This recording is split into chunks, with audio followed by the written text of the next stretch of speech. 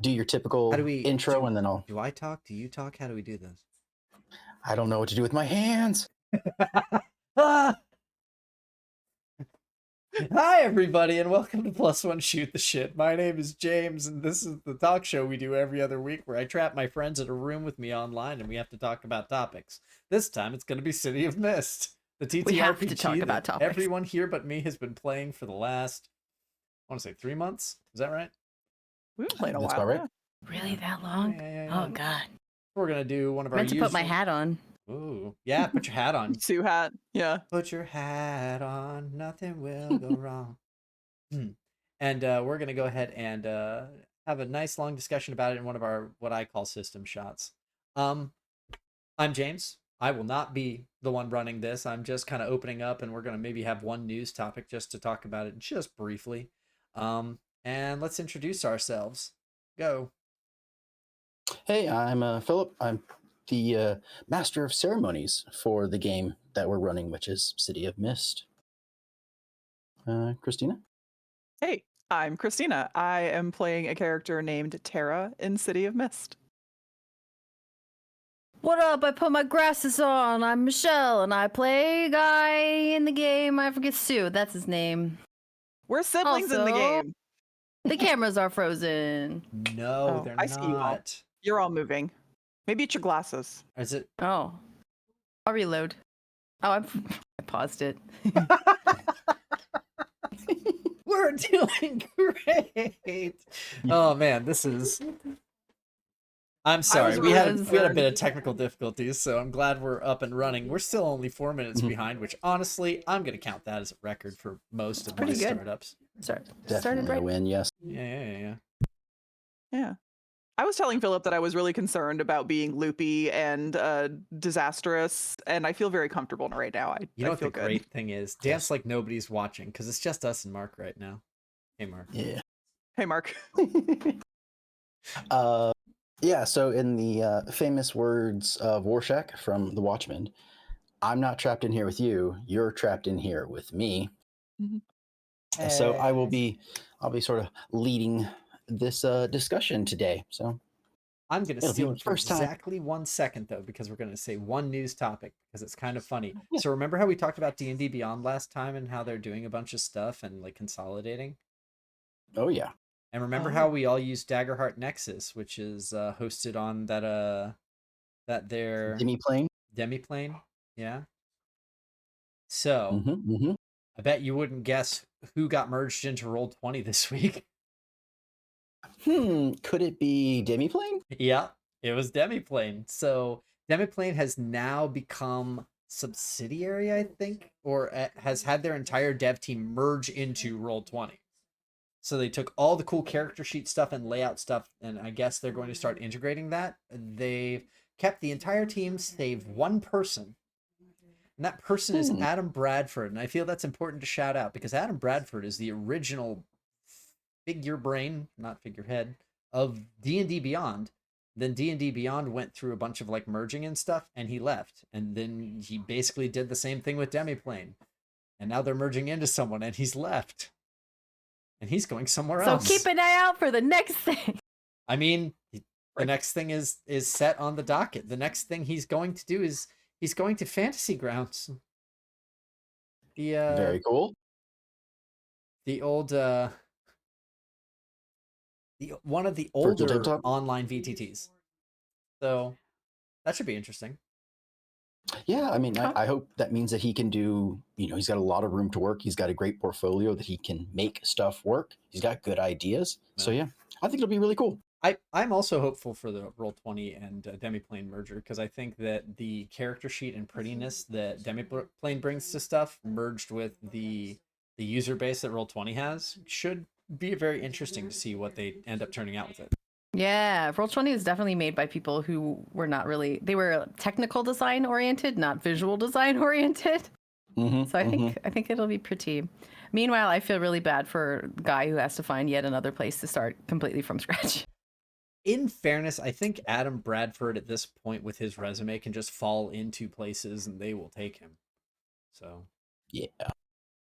It doesn't sound like there was any love lost or anything like it, or that's the wrong way to say it. Doesn't sound like he ended on bad terms with anybody. It sounded like he's just the kind of guy who's like, Mark in chat. Yeah, isn't that funny? Foundry is in fact gaining more traction than Fantasy Grounds, but that's the one he went to. So I'll be interested to see what they start churning out. Yeah, which could turn the tide for them, right? Turn the tables and allow them to, if get more people, more founding. If anybody can make a UI front online into something that is intuitive and people like, he's probably the guy. So. Interesting things happening all around. D&D Beyond is starting to do its own VTT thing. Demiplane has been collapsed into Roll20, and they're consolidating, and then other places are seeing other movement and growth. So, fun time for tabletop all around. 100% agree. Cool. Okay, that was all I had. With that, we'll move into the one for this game, City of Mist. So, City of Mist was created by Son of Oak Studios. They have decided their original creation is a noir-themed superpower game.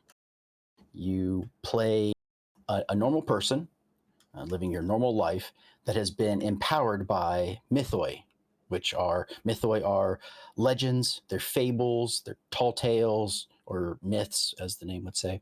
You can even use concepts from the real world as like general things. You could have plague or greed can also be myths that implore, or I guess should say like take over. I think they would work better as like bad guys, because you would have like an area that is a plague. It has taken over a hospital or a laboratory, or greed that has taken over, a casino or something, and is spreading out. And so the I guess sort of the general feel of this game is that the city you are in is teeming with extra creatures, extra forms of I don't know, fables and myths, right? And they all work in the city, and there is this mist that is clouding this from normal people's view, what is called sleepers, people without any connection to the supernatural. Wake up, sheeple. Exactly, 100%.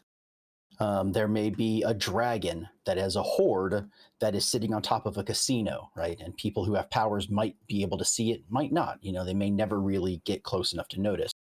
The normal people have no idea. And so that's sort of what the mist in City of Mist does. Now, Philip, I know that a long time ago, a friend of mine, we'll just give him a fake name. His name is, let's say Philip, really enjoyed a system called Mage. And I feel like there's some parallels here. Wait, are you talking about Philip? Different Philip, completely different Philip. Not some the other same guy, one. Probably. Philip with an F. Yes, it is a lot like Mage. Well, I should say in like the newer, like you can have superpowers. You can do just crazy things in this game, and it's meant to be a cinematic RPG. You want to design it as if it was a movie or a story that you are writing with your friends as they try to solve this issue. Whatever issue that could be.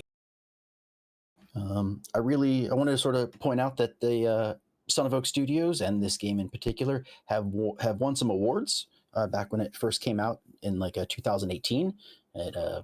They won an award for the best free game, which was their starter set. They won an award for best interior art in their core book. And then they've won another award for like their character portfolios, so that you could have other characters.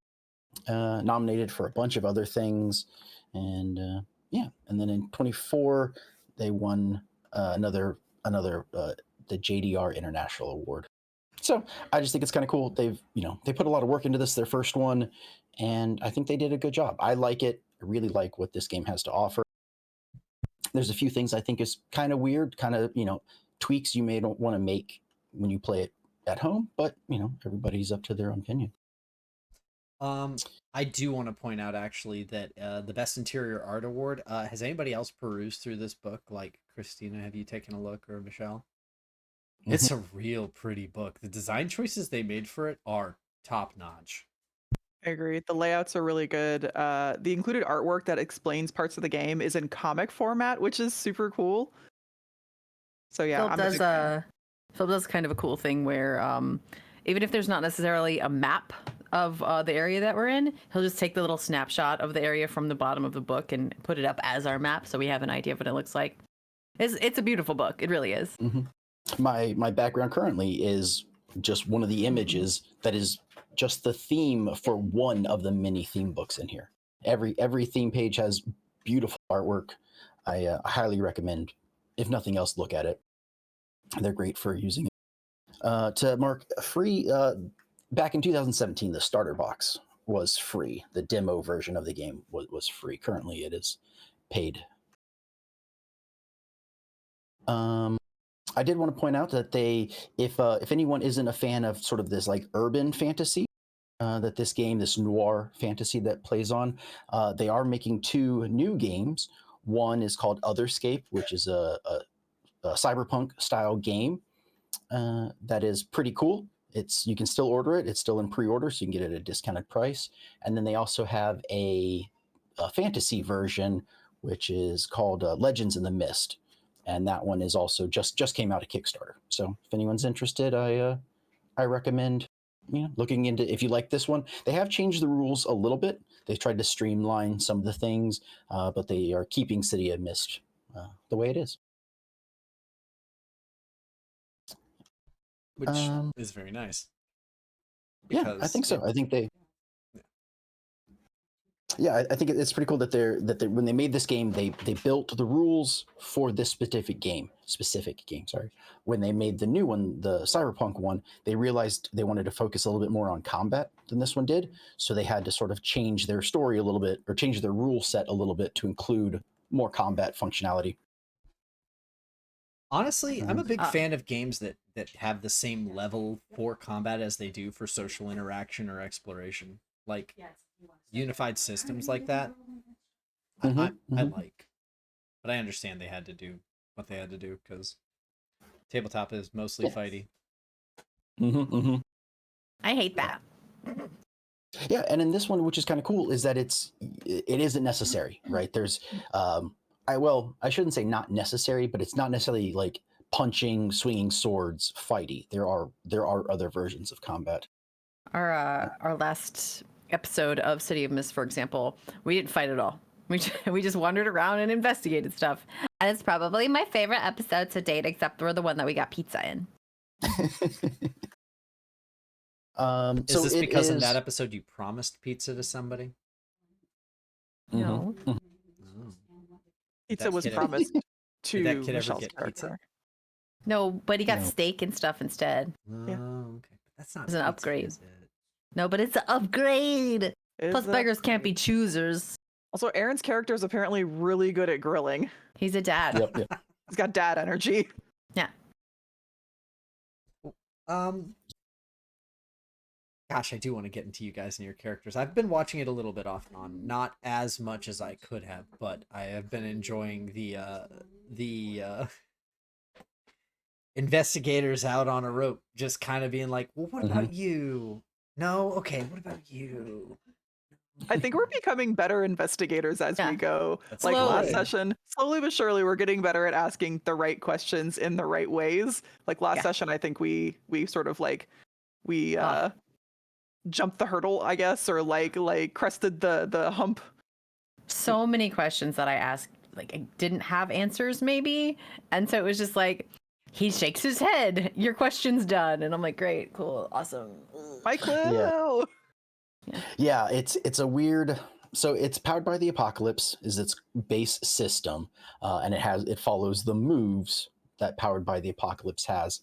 One of those moves is Investigate, and when you investigate, you get questions that you can ask, and sometimes there isn't an answer to the question, I guess, or it's just they don't know, or they don't want to say out loud, stuff like that, or you have to. It's more to be learned. And so I'm never sure as the CM, which is Master of Ceremonies, or sorry, MC, Master of Ceremonies. Yeah, CM is City. So used to CM, DM, Yeah. GM. Yep, but this one's MC. Just like James was the producer for our Teens with Attitude game. Because they're also powered by the Apocalypse game. Yeah, that's what I was going to say. Oh, sorry. Okay. Yeah, so it's a with your whoever's running the game plus 2 players and or more, however many you want. We have myself and 3 others. It is a 2d6 system, like all powered by the Apocalypse.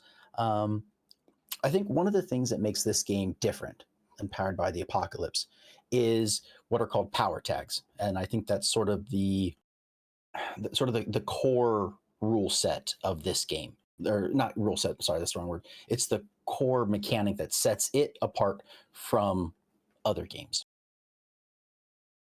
I guess we can get more into that in just a second. Well, yeah, I guess we can start talking about that now. We can talk about it a little bit if you want. Yeah, so I guess the way the system works is when you build your character, you select 4 theme books.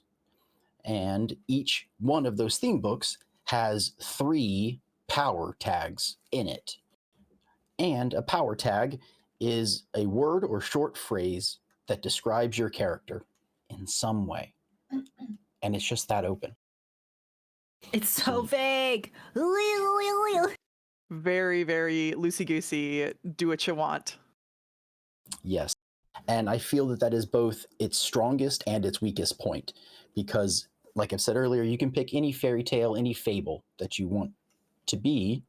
And you may I really want to be Little Red Riding Hood. I think that'll be really cool. Like, I'll give her a motorcycle, right? Instead of, that's what she's riding. Yeah, okay. Okay, what else do we know about that fairy tale? Like, how would she There's be? a wolf and a grandma. We know she's really bad at following directions. We know she likes She gets into danger. Mhm. She gets into danger a lot. Easily distractible, especially by giant wolves that talk to her. Delicious. Delicious. True. Delicious. Very delicious. Tasty when eaten. Also, Presumably. I believe she wears red. I think. I have heard that about her, yeah. Oh. So if you picked her, what are you going to make your character? How is she an investigator? How is she going to be solving? She's not a very good investigator because she didn't notice that a giant wolf had taken the place of her grandmother. I mean, she noticed key things. She found. Oh, you're clues right. And she then did ask asked, questions. She went and she found a clue and she turned that clue in and said, "What big eyes do you have?" Yeah. And she went, "Shit, that's not a question." So yeah, you can run into issues like that, I think. But if you pick someone that has a lot of history, like if you were to a myth like Zeus or Jupiter, whatever. Don't be Zeus. He's an asshole. You're Zeus. You have to be an asshole. Right, but we don't make the rules. We did just make that rule. We did make that rule. I think we made that rule.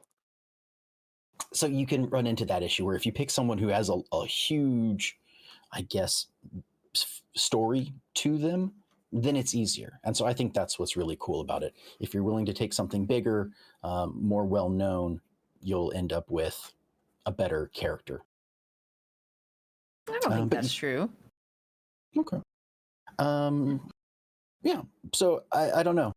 I noticed when we created our characters, I think it really depends on how excited you are about the character and what additional stuff you want to add to it and how you can weave it into, because the myth is not your character. The myth is an addition to your character.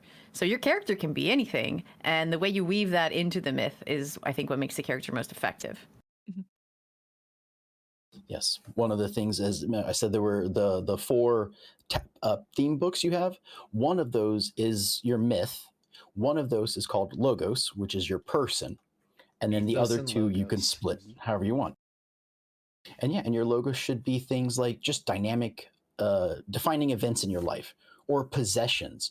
Do you want to be the guy in the van, and you have a van with a lot of cool tech? That's just a normal thing. You have ice cream. Yeah, ice cream. Yeah, I don't know about ice cream. With an ice cream van? Oh man, I saw a really bad one of those ones. Moving on. Yeah, no. So you sort of split your character between those 2 things. Your human normal life, which you have to balance with this mythic, legendary creature that more or less wants to take over and fulfill its story. And so it creates, I think, some pretty interesting, some drama, some tension between that. You're supposed to play off of those things. So, as I understand it, as I shotgunned again, they do have videos on their website or the YouTube channel for City of Mist. They have like an entire series that's done by the maker of the game, Amir. I forget his last name. And then that's like the 101 stuff. And then they have another guy who I like a lot, who does all the different like explanation videos for this. And he's a real treat to listen to. They're little 10-minute videos each. They explain a lot of the stuff. Yes, he does a very good job at going in depth on certain parts, how combat works, how your power tag works, leveling up, all those kind of things. I think they're really good, really good. And also, he's also just got one of those voices that you just like listening to when he's talking for over and over and explaining things. Very true. But while they were talking about it, so it's like the core concept of this game is a lot of it is just in the setting and in what you do to modernize your character or like twist the mythology using the setting, right? So like 100% yes. So for example, Christina, you're Amaterasu? Yeah? No? Yep. Yeah. And Yeah. you have a compact Amaterasu. mirror that is her magic mirror. Yeah. And So the mirror is a relic in City of Mist. So there's a theme card, a mythos theme card called Relic, and thankfully Amaterasu actually has 3 like holy legendary relics, and the mirror is one of them. So that was a pretty easy choice for me. Mm-hmm. Yeah. I think it works out well. It's a nice little additional thing, that a person could have, and theoretically you could lose it, and someone else could find it, as it is holy relics. You could find You could lose it something at grave. and relics can have their own mythology on their own that's separate from yours. Mm-hmm. I think the I started just kind of genning a character for myself, but the thing about the system that I'm looking at is that it has the 4 sets, the cards that you get, right? Correct, yes. And then each of those cards has a set of tags, and there's like, is it 3 good, 1 bad? Is that how it goes? Correct. Yep, And 3 then- power To start, tags. anyway. To start, and then you could potentially get or lose more, and there's a bunch of stuff that's interaction with those tags that I as I listened to it sounded really fun. But you have a certain percentage of them that have to be Mythos and Logos. You cannot be fully Logos or else you're just a sleeper. You cannot be fully Mythos or else you become an avatar, and that's not a playable character. Correct. Usually avatars are the bad guys. Mm-hmm. Usually when you're fighting something. Noted. Yes. Usually it's someone who has just fully given over to the myth, and they are trying to propagate that story. So whatever. The myth will live out its story to its fated end, and usually that's not a good thing for the myth or the Logos part of it, like the person behind it. Mm-hmm. Yes, The vessel. You would lose your character if that ever happened to you, and it can happen to you. One of the things that this game has is you have some Logos, some Mythos. When you don't follow those, when you start to ignore them, there's a system called crack and fade. 2 different names, but the same thing. If, say, one of them is a routine, it's your day job. If you don't go to work, you lose your job. So the storyteller could say, hey, you need to do, it'll take 2 hours to follow this bad guy, but you start work in 1 hour. What do you do? And if you choose to follow the bad guy and ignore your job, it would crack. And once you get 3 of those, it's gone. Like that whole theme book is then lost to you, and you've lost your job. And because you were giving up your Logos, your mundane life, more of your Mythos begins to seep out. And so that card would be replaced by a Mythos card. And then vice versa, if you weren't trying to figure out the mystery of your, fable or folktale, you would stop focusing on that and you would take a mundane aspect of your life. And and I think that's kind of cool that your character can sort of evolve and change over time. The longer you play, the more likely you are to have these effects. So we were talking about the tags, and Mhm. so I think we're kind of talking about the leveling right now, almost, right? Yeah, sort of. So No, It's not the leveling. it's the evolution of what's there. Leveling is a different thing. so Yeah, so cra- the fun thing is, in my outlines usually I have how you level in the game. Mhm.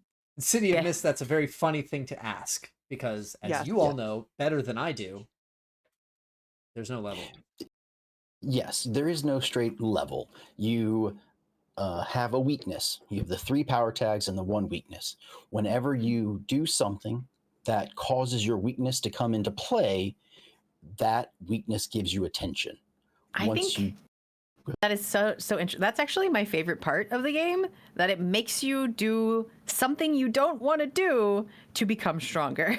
Mm-hmm. Yeah, it puts you at a slight disadvantage because when you're doing an action, so if you are investigating something, you want to choose the power tags that are going to help you with that action, right? Your weakness detracts from your roll, so you might level Yeah. from failing. yeah, Mhm. yeah. Once It's you interesting. get 3 uses, once you've used your weakness and it has hampered you 3 times, you get you level up in that 1 tag, and then that 1 tag, you can gain like a 4th power tag. So now you have four pluses Or and you 1 can make minus. something you already have critical. Yes. That's what I chose to do. Mm-hmm. I made a new thing and I don't even remember what it is. So yeah, I think let's talk about the power tags then, if you guys are cool with that. Yeah, sure, sounds great. So you, like I said, you get 4, and you get to divvy those up, at least 1 in Mythic, 1 in Logos, or sorry, 1 in Mythos, 1 in Logos. The other 2 are your choice. But it starts with adaptation. That's their first one. Adaptation's kind of cool. It's like a range of magic spells, or adapting to environmental effects, or shapeshifting. It's some way You're in which roboting a little bit. Am I roboting also? Yeah, you Ooh, guys yes. are both roboting a little bit. Cool. I think we're all roboting. Christina, We give me changed the some server words real quick. location. I think we might be all roboting. Nope, not you. I hear My- you. All right, here's my solution. We're gonna bump for a second. We'll be right back. Should I pop the stream off for a sec, or? Nope.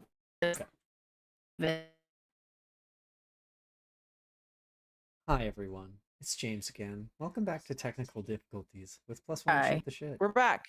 Hey! Ta-da! Oh, that's much All better. right. Cool. Thanks, Michelle. Yeah. So yeah, adaptation is the start. And like I said, manipulation or adaptation, shape-shifting, changing your surroundings to suit These your are all needs. different profiles of tags that you can choose, right? Exactly. So say you wanted this to be your theme book. The way they have it set up is you pick this theme book, and then they have, so I think it's 11 questions, and they want you to answer these questions. What mythos power allows you to respond differently to every situation? You answer that, and that is one of your power tags. You try and do it in as few words as possible. You're a shapeshifter, or you're a necromancer, or you steal other people's powers, right? And that's your thing. And then you just go through and you answer these questions. You get to pick and choose which of the 11 questions you want, and those are the powers that you pick. And then you pick a weakness, same way.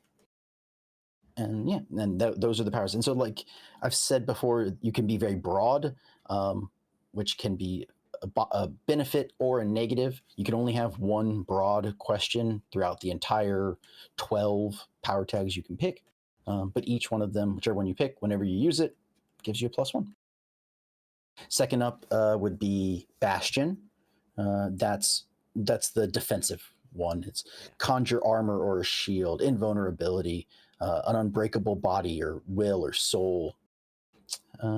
Our friend Aaron, who's not here, this is one of his. he has decided that he will be a defender, and he has, I believe it's like sort of a fire armor that he gains, a fire shield that he helps to protect himself. After that is So of course divination. he's good at grilling. That makes sense. He's a fire Yeah. Yes. It's all coming together. It's all It does. coming It does together. nicely. Divination, as the name suggests, clairvoyance, fortune telling, being able to see the future, the past, being able to see it, future, like, what's it, scrying, that type of idea. Expression, which is like the ability to force your power out into the world, whether it's like an elemental projection like ice or fire, if it's like legendary strength. Or storms or wind. Yes, yours are storms and wind. You have the power of the seas. Water. Water. Mobility, nimble, graceful, or dexterous movement, supernatural speed, or flight. Moving Those between ones are puddles. Yes. I need you to check the chat real quick, Michelle. Mark just threw a devastating pun in there.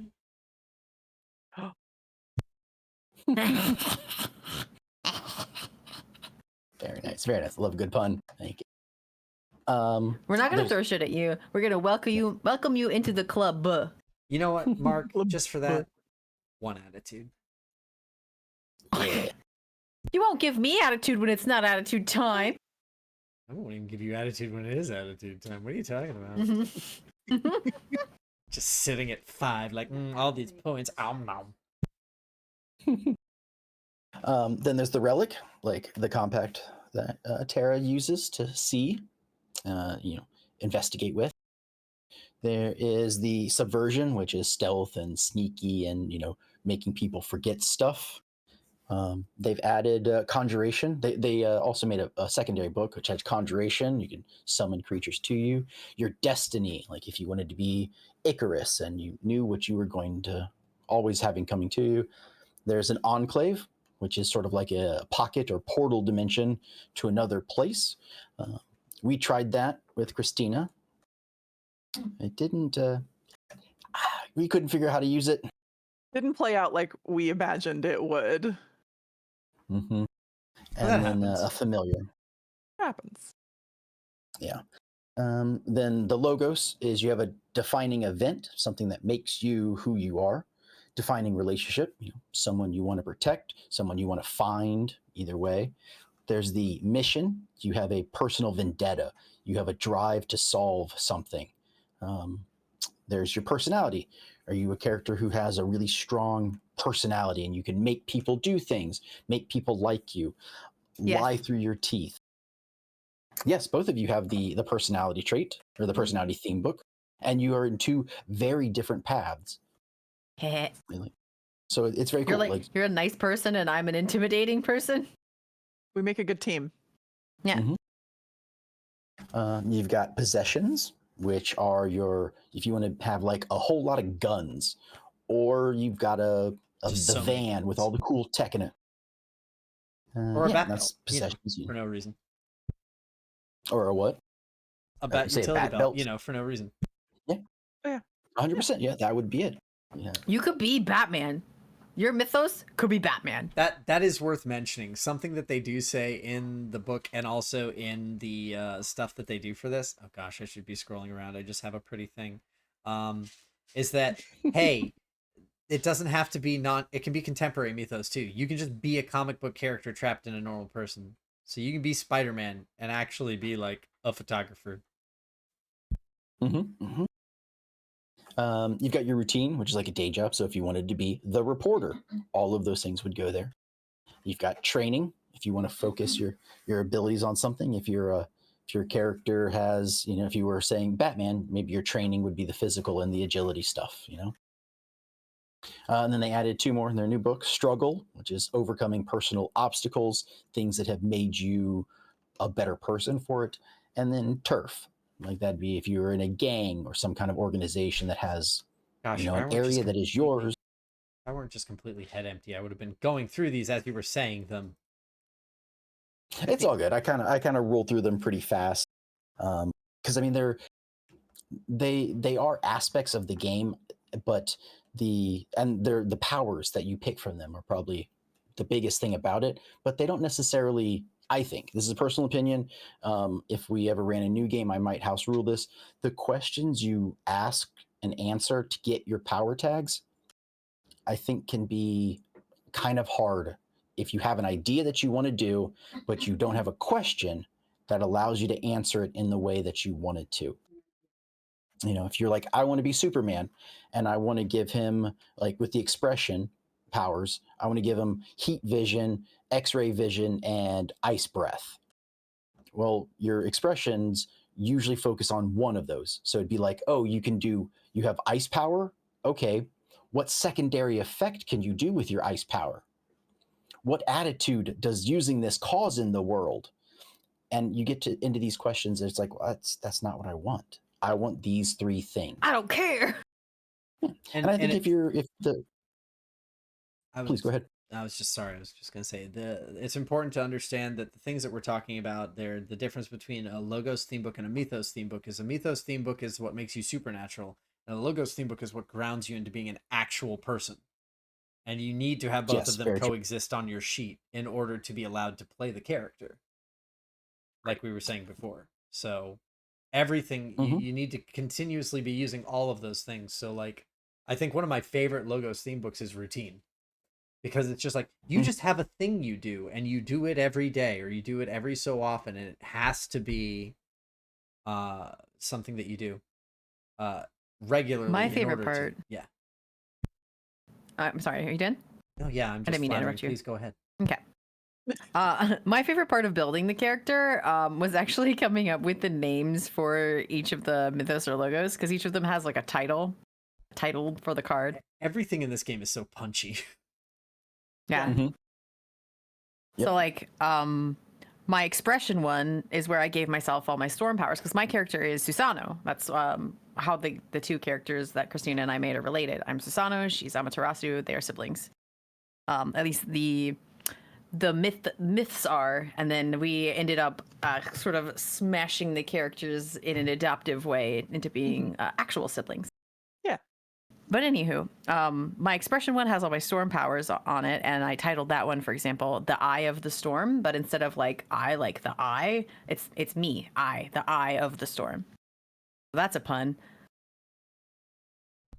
And it comes with a mystery. Right, and you have a mystery that goes with that. So is it me that makes the storm rage, or the storm that brings the rage out in me? And because all of your powers have a mystery that sort of goes with a question that you want to answer, part of the game not only is, you know, well, two of them have mysteries. Well, the Mythos have mysteries, and the Logos have identities. Yes. So you want to try and focus on solving those mysteries as well.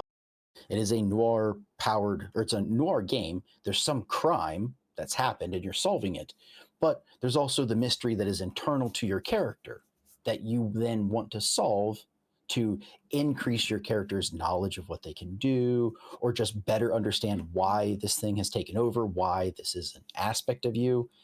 And I think it adds to some really cool character development. And then on the logo side of things, my personality, for example, has intimidating. My tags are intimidating. Can talk anyone to anything. Looks like they belong. And volatile is my weakness there. And the title I gave that is The Punk's Your Brother, because I'm the brother. It's bad, but I love it. It's good. It's very good. Mark was actually asking if we could do like a quick character build. I had a character in mind, or we could do anything. Okay, let's do it. Do it. Yeah. Because I do this whenever I watch anything, is I ruminate over a character that I would want to make for something like that. And I feel like the character that I would have wanted to make, I would want their mythos to be Kuklain. And then he would have a relic that was a revolver called Geibolg. Okay. It would have a tag for it, or like a power tag for it that's like, I never miss. Because the whole mythos of Geibolg is that it is a heart piercer. It will always hit its target. So you would answer like, so what is the main useful feature or part of your relic? Your answer is it never misses. Don't miss. It don't miss. Right. And then But you can miss. How do you miss with a non-missing thing? So the other thing that comes down to telling a story when you miss. You know, That's fair. Explain how. I wasn't shooting for him the whole time. It was something else. Because they definitely when you're building the characters, they recommend that you don't pick anything that's like that is like that where I can't miss or because they're like you can miss. Good try. Yeah, defense. Oh, I'm bulletproof. Well, you could still get shot. Like if someone shoots at you and you roll badly, you're still hurt. Yeah, exactly. We can come up with a new way. It's like, oh, it's the force. It didn't pierce you, but the force hit you. Right. But so like one of the tags that I was thinking about for the character would be or one of the things would be bastion, and it would be between a rock and a hard place. And it would have to do with, first off, it has to do with, I do believe it's Kuklain, whose final part of his fable is that he chains himself up to a rock and fights 500 guys until he dies on his feet. Or something to that effect. But the idea being that... That sounds a terrible way to die. A lot of myths have terrible ways that they die. Which is part of the theming of the game. So let's, so if we stick with the revolver as your let's stick relic, with the revolver, I apologize. right? So the main feature is that you never miss. Yeah. So then now we have 10 other questions. You only have to pick 2 more. Okay. And this is where it gets kind of like, you're like, whew, that's a lot. Name another way in which you use the same feature. Name another way in which you use it. Like maybe you could be ricocheting. Can you ricochet shots? That could be one. You can shoot around corners. What I could say is that there's like an intrinsic homing. If I want to be aiming at something, even if I can't see it, the gun knows where it is. Okay, very nice. So you have like a homing shot, maybe something, because you want to try and shorten it, but you also want to be able to use it, as much as you can for whatever you're doing. Yeah. What essential useful quality lies at the core of your relic? That one may already be, it doesn't miss. Yeah, that could be. And then it could also just be basically like, rather than it being that it never misses, it's just that it innately helps you find things, kind of like, let's say like a Jack Sparrow compass. It'll tell you when you ask it something, or when you ask for it to aim for something, it knows where that is, and sometimes it's not where I thought it was.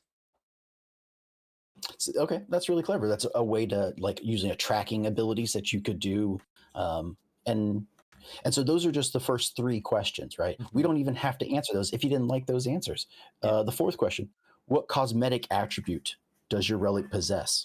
Oh, it's like inlaid. It's got this really nice engraving of like a spear on the front all the way down the barrel, and it's one of those. Actually, no, you know what? It's not big. It's going to be one of those little detective specials. Because I think that's fun. Oh, like for the noir setting. Perfect. Yeah, absolutely. Like a Derringer or something, or a little snub Not a nose? Derringer. One of the little. Yeah, have you seen a detective special? So it's a tiny little revolver that you can like. It's like a. Oh. It's like a like an ankle pull, basically. Okay. So now one of the things is you have to ask yourself is, because you're creating these words, you have to be able to describe your usage and how that word, that phrase, gives you a +1. Why does it being a detective's pistol make it better? Like, how do you, if you're shooting at somebody, it being small, it would be hard to argue that, oh, it's small, therefore it increases its damage. Yeah. So, but now maybe like, if you're trying to do something sneaky, maybe then you could use that, right? So I think that's what's difficult, is that you have to come up with a way that your description is, you are able to describe that when you do some kind of move, to be able to add that +1 bonus. What other feature, part, or item does your relic include? If it's just a gun, that one may not be a question we can answer since it's, it's just a gun. Like it may not have like, if you had armor. 49 other guns hidden under a cape. They're all If you Derringers. had My name's armor. Meryl. Hi, it's Trigun. We tricked you. We're talking about Vash the Stampede tonight. Yes. Please. If New if show, your go relic watch it. was So maybe like- good. it is. Oh yeah, the new one cannot recommend it high enough. It is amazing. But yeah, so if your thing was maybe you had like a shield, or sorry, like a spear, a secondary feature might be that it has a shield with it, right? So your relic is a shield and a spear type thing. Yeah. Or So like that's how that one might be used. yeah, it's possible. So like it could be a spear, it could what- be having something to do with like, its holster, or you could do something with bullets to make the bullets special. Mhm. Like maybe there's something special about those, Very true. or like accessories. Yeah, and all of these are questions that you have to sort of think about when you're building your character. But you only pick how many? What you only pick 3 total. You always answer the first one. What is the main useful feature? Yeah. And then you go through and you answer 2 more. What is revealed to you through the use of your relic? Right. Like, are you able to sense things, or things like that? See demons with it, like when you look down the sight, or like yeah, like that's maybe one- you could add a divination tag to. Well, no, not to the gun itself, because that's still just a relic. So, but like I would say Yeah, that like and- the fun concept to play on is it never misses, but the idea that it's not always hitting what I think I want it to hit. Mhm. So like one of those, like almost like a chance or like a luck feature to it, where it's like I think I'm just going to shoot this guy directly in his chest, and then it bounces and does some other thing, and I'm like, "Now, why did it do that? Because that I was telling it what to do and it did it. What happened?" Mhm. So You could do who or what is your relic designed to affect most? Right? Who does it hurt the most? Since it's a gun, does it maybe it ignores armored people? Maybe it Yeah. goes after demons. Things like that. Found them off. Sorry. Yeah. So though, like that one would probably be a good James one since became it's a a cat. gun. It's a gun and it gets through armor, right? Or it Yeah. especially deals against demons, stuff like that, or whatever. In his myth, who did he fight? Oh, Who did he chain himself lots to of fight? people and monsters, 50 guys at least. 50, at least 500 guys. Let me That's right. see. Hold on. It was, gosh.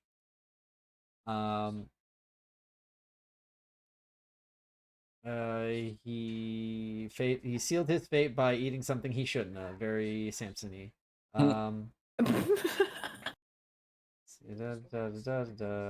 What was it? Yeah. What shouldn't he have eaten? I gotta know. Dog The meat. last slide. Apparently it's a taboo. Yeah, you deserve to be punished. I And I would fight 500 guys. don't remember if it was 500. I'm trying to. It's like against the But whole I army cannot and basic. fight 500 He more was because I stalling. died strapped to a rock. Okay. But so Yeah, so basically, it then- was like a so- challenge that he said you can't.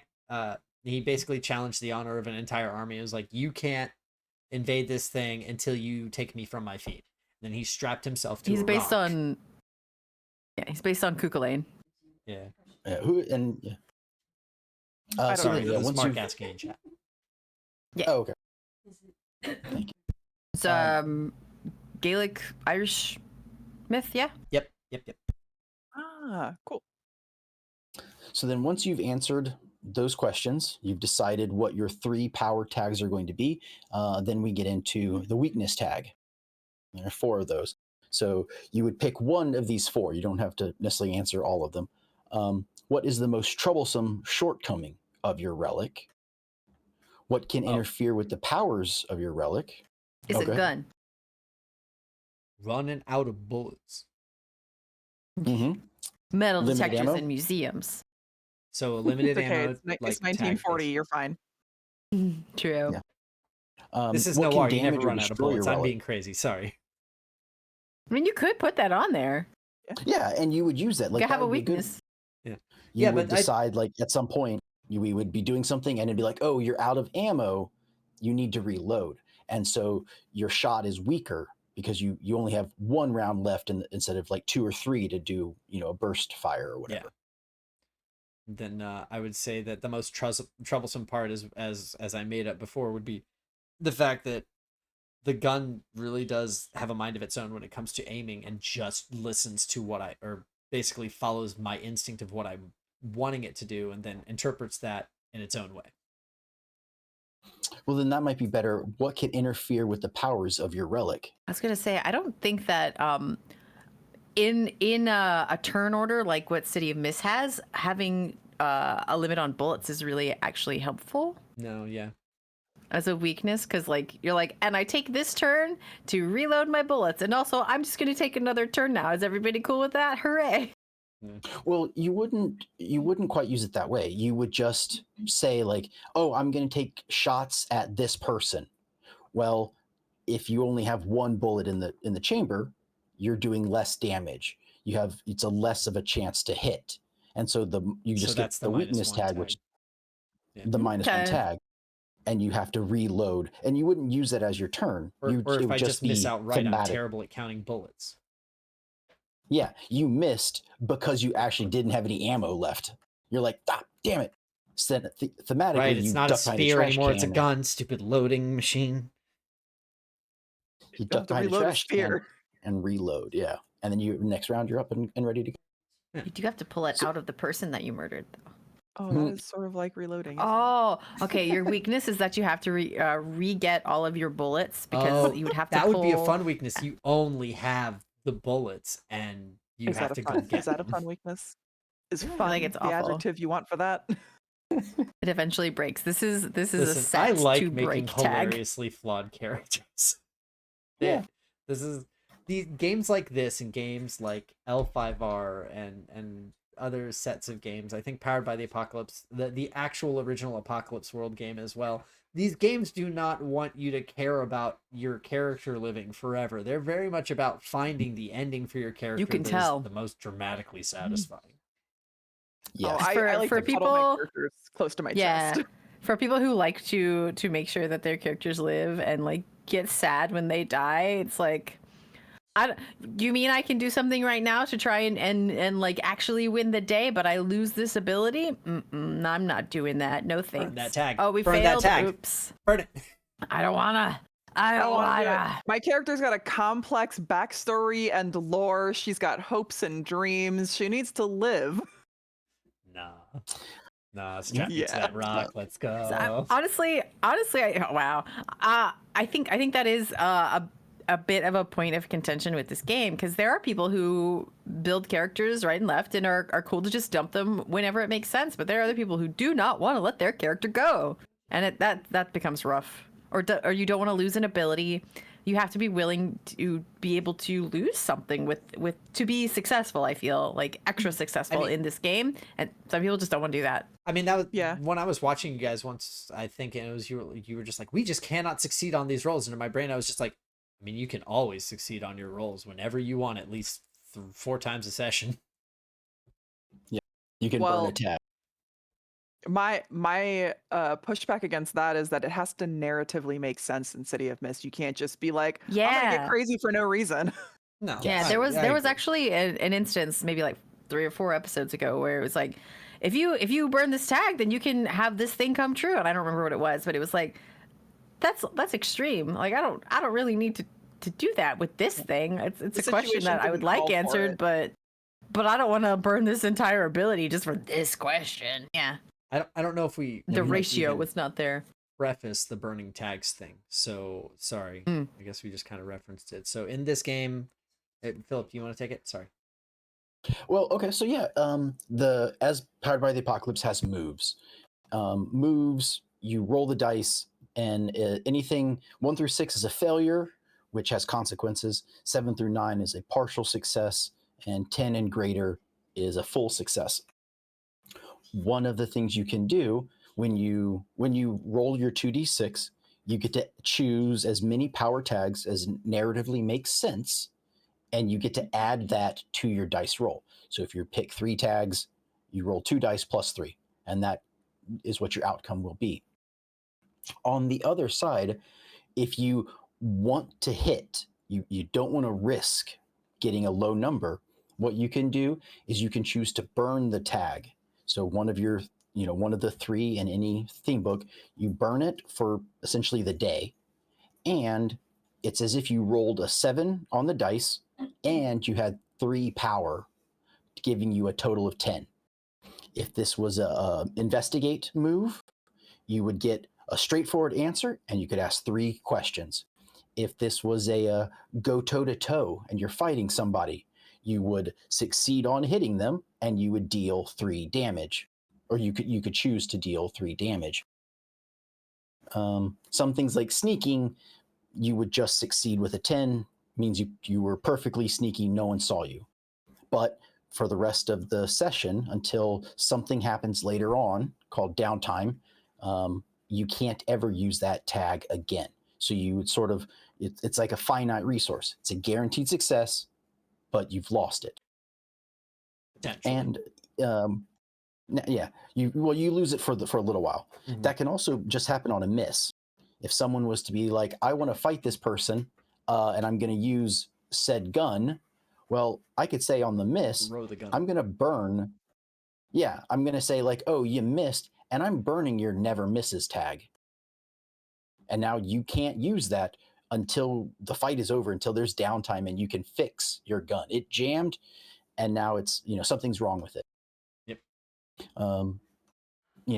Anything could happen, and you just lose them for a little while. So that's how burning a tag works in this game. Yep. Now that I've taken those glasses off, everything is very pink. Everything's going wrong. You know what you did. With your character, Greybold? No, how do you? Gabolg.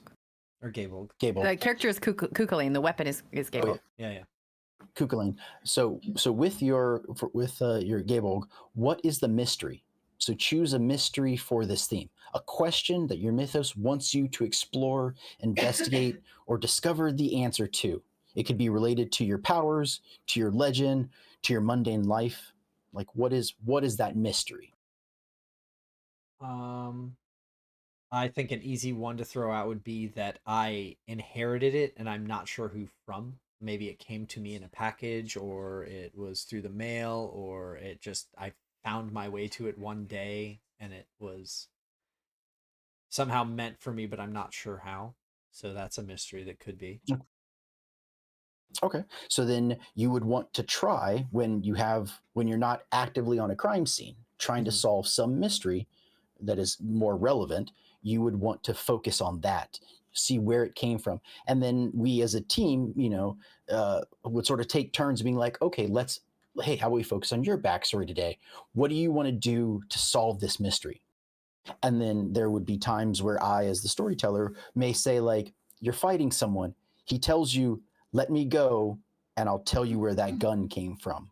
Mm-hmm. And so you have to choose between solving the case that you're on currently and solving your personal mystery, which also relates to the crew card, if I'm not mistaken. Usually, yeah, there is a crew card. That's a fifth card that every character shares. Anybody can use any of the powers from it, but they're all one-time use for that session. But as a storyteller, if you don't choose to learn more about your gun, I'm going to make you mark a fate on it. That happens 3 times and you lose it. If it's not important enough for you to sacrifice other things, you have to sacrifice it. I think that's really cool. It make a hard choice, I think is what it's called. Mm-hmm. Mm-hmm. Like that one time where I had to sacrifice my pants. That was a hard choice you had to make. That was not a sacrifice. That was such tomfoolery. Pants are important. No, it wasn't my pants. It was my suspenders. It was your suspenders and then your pants. Which means that I had to be down one hand at least the whole time because I had to hold my pants up. Mm-hmm. Mm-hmm. I mean, that was your consequence. If you're sneaking and you fail, one of the things that happens is someone sees you who isn't important although now they are important because they saw you, or you leave something of importance behind. Like your pants. So it's one of The pants. Yeah. Like my pants. It was originally going to be the cap that you are My well known hat. for. Yeah. I didn't want to leave Sue's my hat, though. I love it. signature hat. Signature Mhm. hat. It's a good So hat. yeah, so with that, you've got the three aspects of it. You got the three power tags. Yep. You've got your weakness, and you've got your mystery. And the last thing you would do is give it a title. Yep. And the title of this would probably just be the name of the gun, in all fairness, but For that. it could be be something fun it could- like Heartbreaker or Heart Piercer or Dream Shoot With My maker, Heart. love taker. Don't you mess around with me. You're Yeah. Yep, exactly. Exactly. Yeah. So that's one of the four cards. You just then you pick what's next.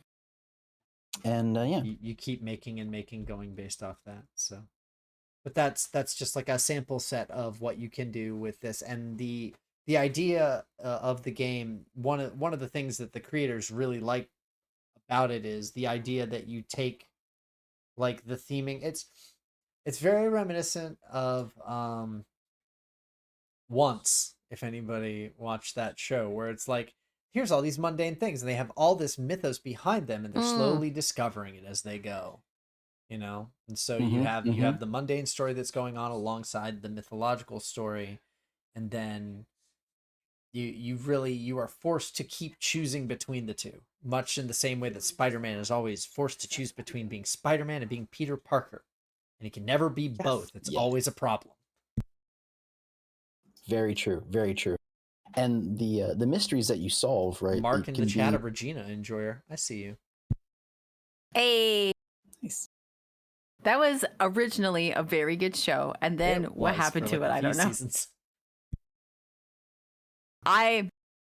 Captain Hook, that's all I gotta say.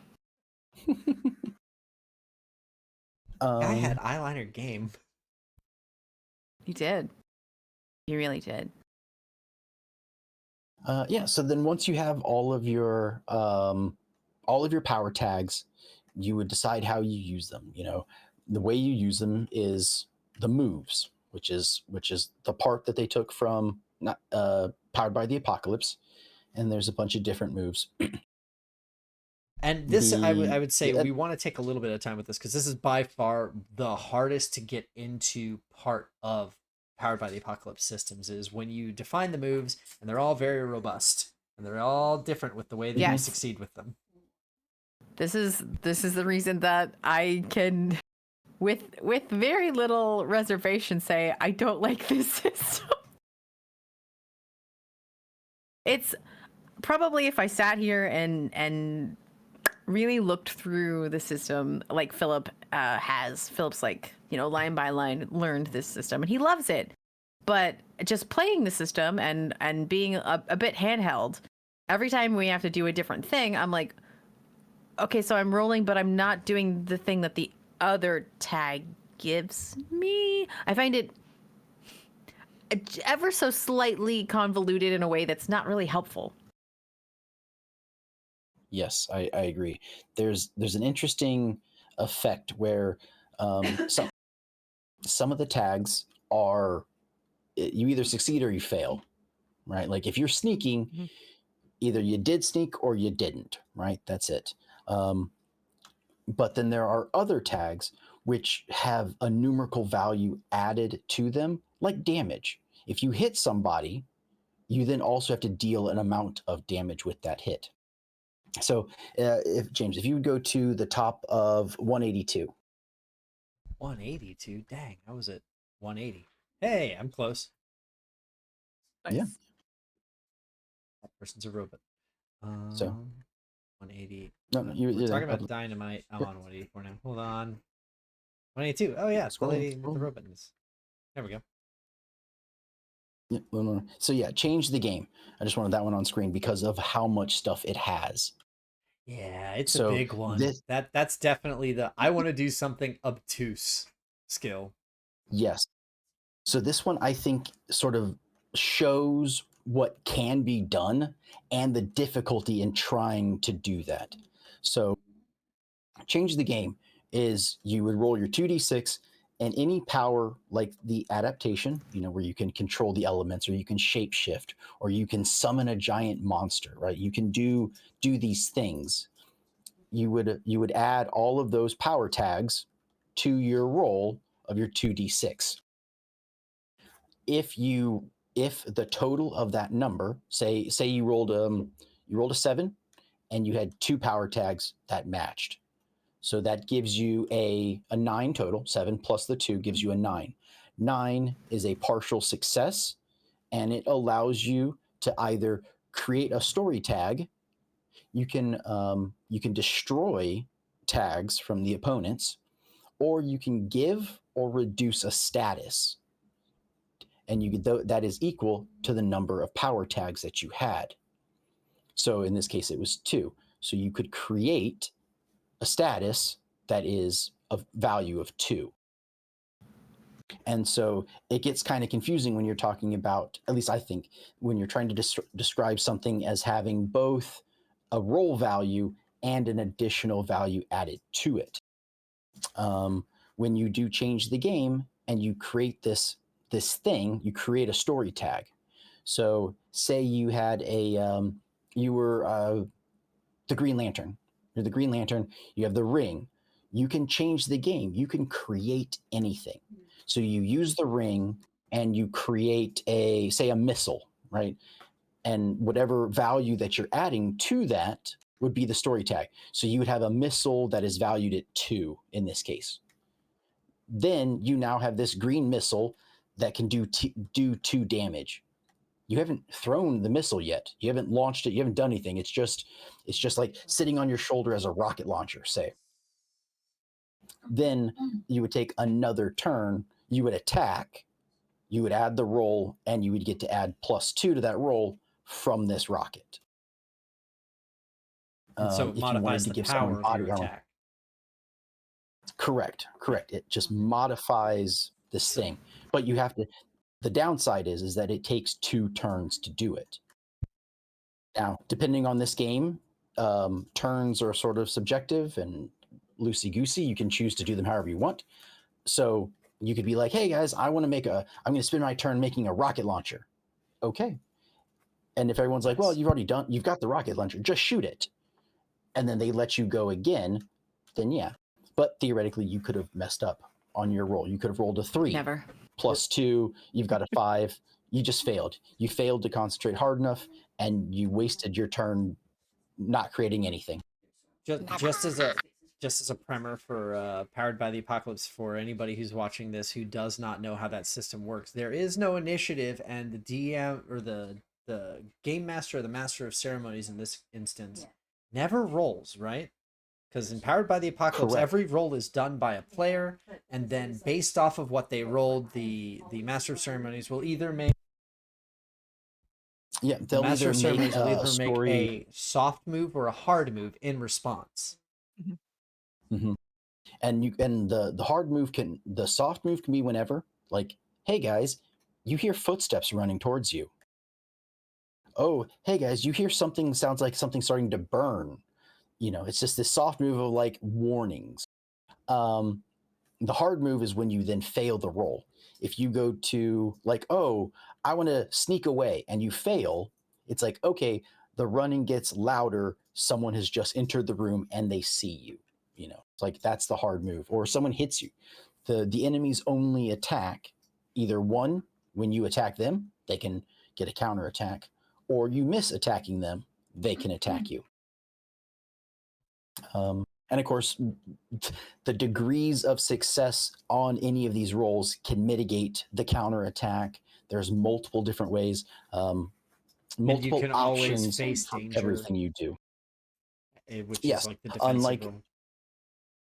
Yes, you can then, once someone tries to attack you, there's a move called Face Danger, which allows you to either reduce all of the damage, 1 point of damage, or you failed and you take full damage.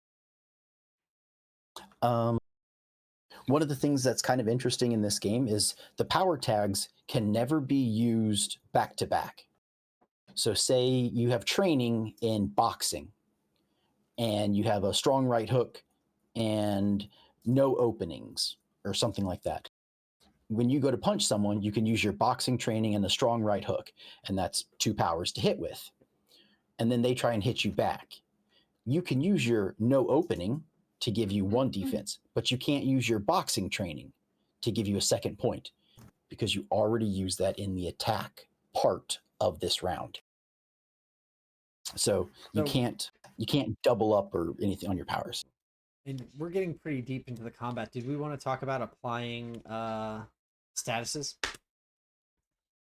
Sure. Because the game doesn't have HP. Correct. They have an interesting status mechanic. You have essentially 6 health in this game. And 5, you go unconscious. Once you've taken that 6th, you're dead. Your character's dead or changed forever. Yeah. Now, of course, the storyteller, the master ceremonies can modify that how they want, but that's sort of the idea. Or they could just not hit you that last time. I mean, yeah. I mean, if you're already unconscious, like they would probably capture you in the first place. They wouldn't. Yeah. Because what's the good noir if you don't string them up later and have the light turn on when they're in the chair and it's good stuff. They get interrogated. They get questioned. Yeah. Yeah. How the turntables. The way How the turntables. Wicca wicca. When you do 2 different moves, either go toe to toe or hit with all you've got, those allow you to deal damage. And they're based on the amount of damage you deal is based on the number of power tags that you invoked when you started the attack, minus any weaknesses or minus any statuses that you already have. And it's up to a maximum of 3, right? Or no? No, that's a house rule. Oh, okay. If you want to try and keep it, it's one of their quote unquote gritty rules. Oh, okay. If you want to reduce it so you can't ever use more than 3 tags, because theoretically, if you built a character who had +5 or 5 power tags that were all related to shooting, whenever you shot somebody, the lowest you could roll is snake eyes. That's a 2 plus the 5. You're at 7. That's a hit. You've just dealt 5 damage. Whoever you shot is now unconscious. But like you said, and it's important to remember in this game, one of the things about it is no doublesies. So if I were to use 5 tags on one turn to do something, I cannot use those 5 tags on my next turn. I have to do something else. Correct. So it's yes. That's the way that they make it so that you can't just build a +10 on a character and run a train. Right? It's less direct than that. You can't use those 5 tags to do the exact same thing again. You can do something else on a different turn. Like if you fought a specific guy with 5 tags, you cannot fight that same guy again with those 5 tags. You can fight the next guy over with like 3 of those 5 tags. Mm-hmm. Okay. Or you could decide to run away with all of those 5 tags. But you can't fight that same guy again with any of those tags that you've already used. So you cannot just repeat the same action. So you have to do a different action. It's to do with the moves. Is that what I'm understanding? Okay. So yes, so if you had the 5 gun related ones that allow you to Are you proud of me, Philip? I am. Very nice. It took me like three times playing the game to be like, this doesn't make sense. Why would you be able to do this? And he's like, that's not how it works. You could go toe to toe and that deals damage, right? And if you missed, you can't go toe to toe with that weapon again. You can't use those 5 tags. You can go hit with all you've got. That's a separate move. It also deals damage, so you could use it. The stipulation on hit with all you got is that this has to be a sneak attack. You have to have a reason that they don't know you're going to hit them. So if you use hit with all you've got, then you could do it again. So technically you sort of get 2 bites at the apple, but that's it. And you wouldn't. I do love. Or if you're questioning them, if somebody else like knocks them down and you're like, all right, it's time to question him, you can talk to that same guy with those same 5 tags because you're questioning him this time instead of punching him in the head. Gotcha. If all 5 tags relate to questioning and also punching. Yeah. Exactly. If for whatever reason that works. And it could, because good at you could, boxing. like, shoot it. That's like verbal jousting, right? Yeah, no. Well, for the gun, for example, you fight somebody with the gun. You also can threaten someone with the gun to convince them to talk. That's true. Sure. Yep, convincing is. I just want to answer these questions or I shoot you. Yeah, I just want to say that I really do love the first two of the examples with hit with all you've got. Throw a punch at someone. Throw a car at someone. Yes. Sometimes people are strong. Yeah. Throw a fireball. None of us are, but sometimes people are. The only thing we've done with a car is Aaron shoved a cop into it and closed the trunk, and then he also took all the shit out of the car. He did slash some tires also on another car. That's right. He did a lot of stuff to cars. Blew up another car. Yeah, as a distraction. Yep. Cars. It's true. He doesn't trust them. They're new Aaron. technology. Yeah, he doesn't trust them at all. Yeah, our game is set in the 40s, so. Yeah. Setting is a huge part of this game. Do we want to talk a little bit about that too? Like the mist and the city and all the different like ways that those things interact? Oh yes. Really quick. Just to talk about the moves again for a second. Sure. Like, yeah. I've already said this. Saying it again is probably almost too much, but I wish that each move didn't have a different set of things. Like when we played Teens with Attitude, there all of the options, all of the move options, you had one move option, and all of those move options were separate abilities that we had for ourselves. And I kind of wish it was organized that way instead. It just made more sense to my brain. Do you mean like the stats, or do you mean like for adding powers No, like for this game, or do you just mean like what the moves would do? Pretty much just what the moves would do. Like we're talking about like convince, going toe to toe, et cetera, et cetera. We pretty much just had go toe to toe as our move, and then anything else was a separate ability that was on our list of stuff that we could do. Like we had the replacing whatever your cannon was with our own cannon thing, but that was like a specific thing that Charles could do, for example. Where he could make a hypothesis. So it was there. Yeah, the same abilities were there, but they were more set to individuals rather than just being like one of 8 that we can pull down and being different. So it just sort of made it seem more organized to my brain. And that could honestly just be me. Well, I definitely think like from everything that I've seen of this game, and again, not one of the ones who's played it, but like the Powered by the Apocalypse system is usually better for like vague storytelling and like being cinematic because you don't have to live by a constrained rule. So I would say that Teens with Attitude skews a little bit more grounded than most Powered by the Apocalypse games do, whereas this one skews far more in the opposite direction of like, you're just going to do wild and crazy shit. A turn is not really a turn. Like an action is an event. It could be like an action could be your whole, like an hour of doing something. And sure. So I'm not sure I'm explaining it correctly. Do you mind if I offer? Absolutely. Please, do it please. up. So I don't know that I dislike the system. I don't think I've liked it as much as I thought I was going to this first time around. This is our first time playing. We're getting used to it.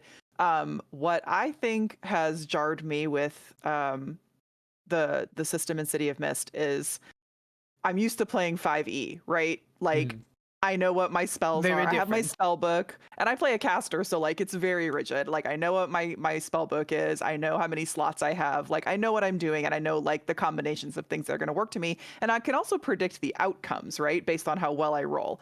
City of Mist, it's something different every time. Like we're finding that we have like these little sets of tags that we use together. So like Tara is.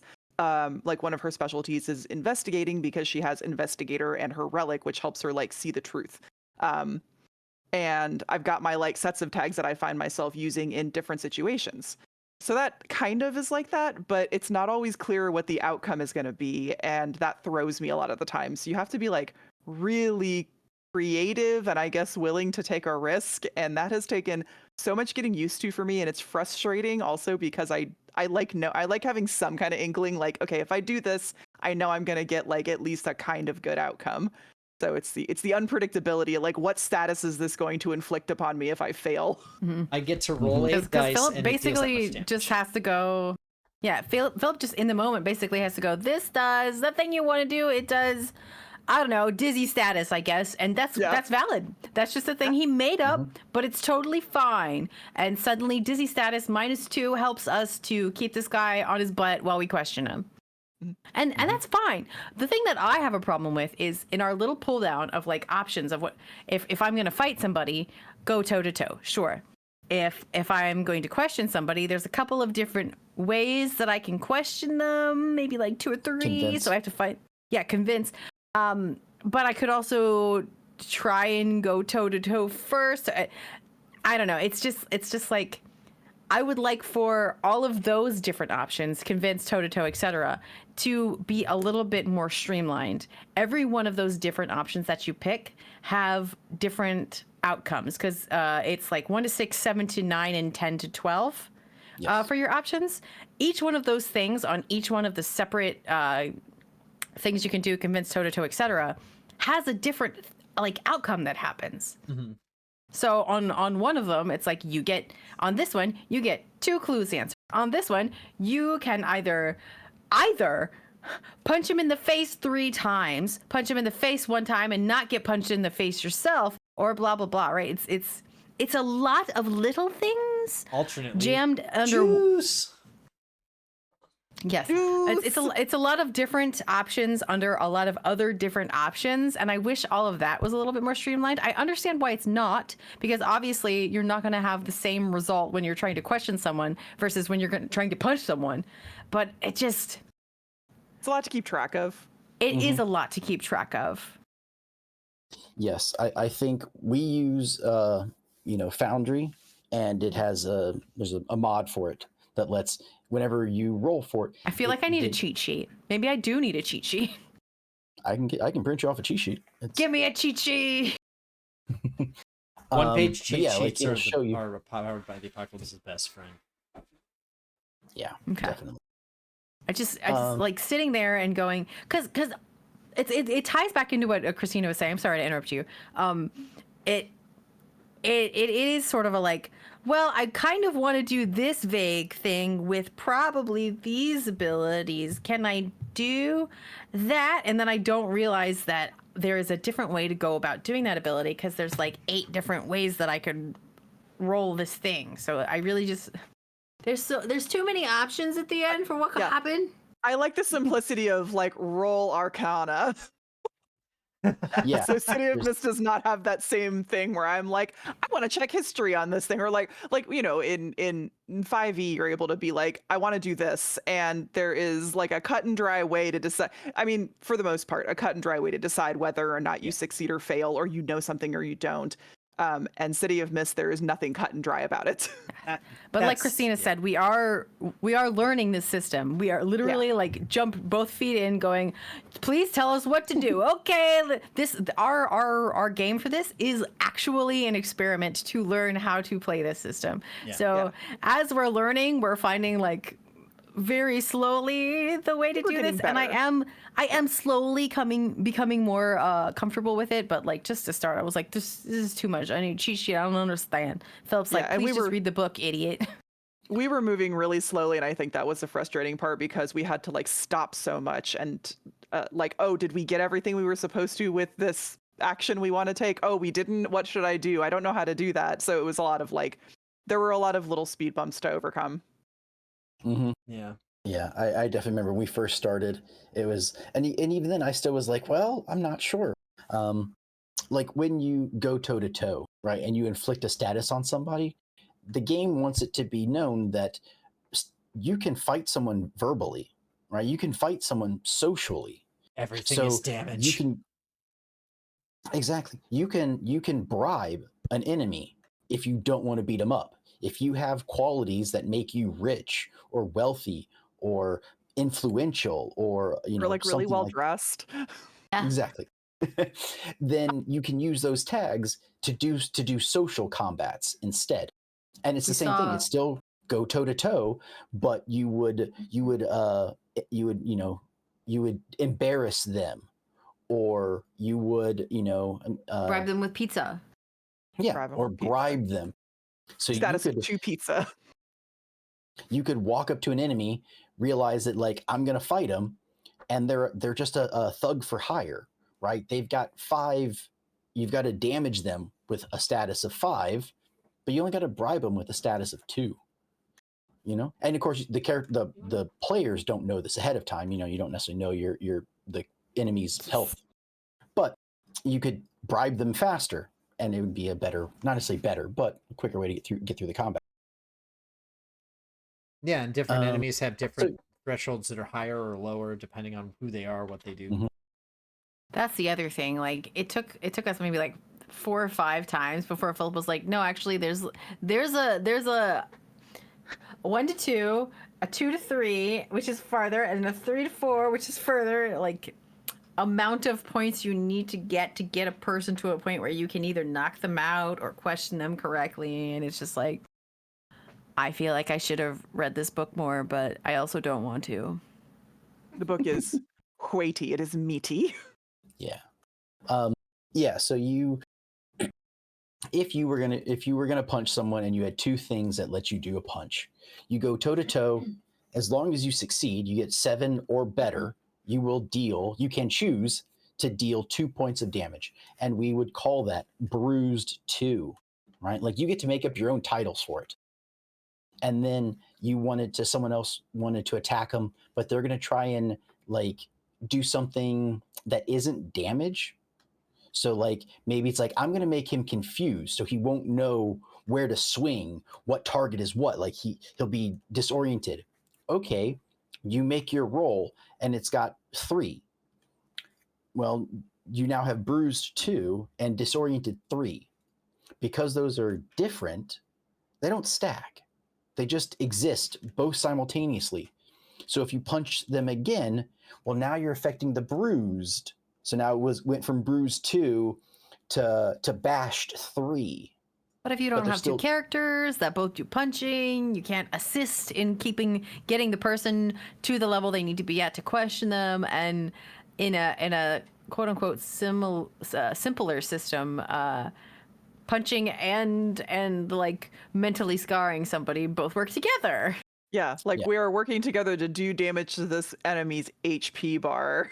City of Mist is like, well, I can taunt them, but you can physically injure them, and neither one, like, we can't work together to bring them down. Yeah, we can, but it's hard to like figure out how you're gonna do that. Yeah, so I think that's I'm over here like things. punch. Amaterasu like, is over here like burn. Those are different things, and so the guys still won't talk to us. Yeah, well, because she's burning them and you're cooling them off with the water. That's the problem. Canceling it out. Every time I set this guy on fire, Sue puts him out. Like there was when you like, oh, can I blind him? Can I use my light and my fire to be like a flashbang? And I was like, yeah, that's a great idea. I'll give him blinded 2. It'll be harder for him to hit because he can't see. He's just sort of blindly like flailing about, trying to punch or trying to shoot or whatever. That's more like a change the game effect, isn't it? Like applying a negative to the enemy. Well, go toe to toe applies a negative status. Oh, okay. So it's the same thing. It's depending on which one you're using. I see the confusion in the system. Yeah. So then I was like, and in my head, I was like, oh, you've blinded him. You haven't hurt him. He just can't see what he's doing. So then Michelle's character was like, okay, well, I'm going to pull out my sword and I'm going to attack him. Okay. And she did an attack and she rolled 2 or 3 or whatever. And I was like, okay, he now has taken 3 damage. And it was like, wait, I thought he already had 2 from the, and I was like, well, no, that was a blind. You said you wanted to blind him. And it's like, those are different things. One is his health and one is his ability to counter and to fight back. Admittedly, partially it's just our lack of knowledge that's making us go, what? But also, could it be just a little bit more straightforward, please? Which is like when you were talking about the updated system for like their cyberpunk thing, and you're like, oh, it's a little bit more streamlined. It's like, well, maybe that's a good idea. Maybe that's because this is too convoluted. Yeah, it's we have too much freedom. Yeah, and I'm sure, honestly, I'm sure there are people that love all of these itty bitty nitty gritty things, but if you're like a super good, like on your feet, very creative, zero bias from playing D&D for 20 years, that's my problem. Is my whole brain is programmed for D&D. Yeah, I think if you're that kind of person, this is probably a dream for you. But I need some kind of rails. Those rails don't have to be super close together, but I need a corral. I'm a wild horse if I do not have a corral, and I'll just run everywhere. You're going nay. Yeah. I mean, so I do want to say that, like, from everything I've read and from everything that I've listened to, it's like one of the touted strengths of the system is the fact that combat doesn't just have to be punching. And in D&D, you're burning or you're punching, you're reducing the HP. But this game gives you an ability to be like, there's an HP bar, but there's also a convince them to not be a dick bar. And you can attack either of them. Just don't go attacking both of them at the same time, because then you're doing half effect.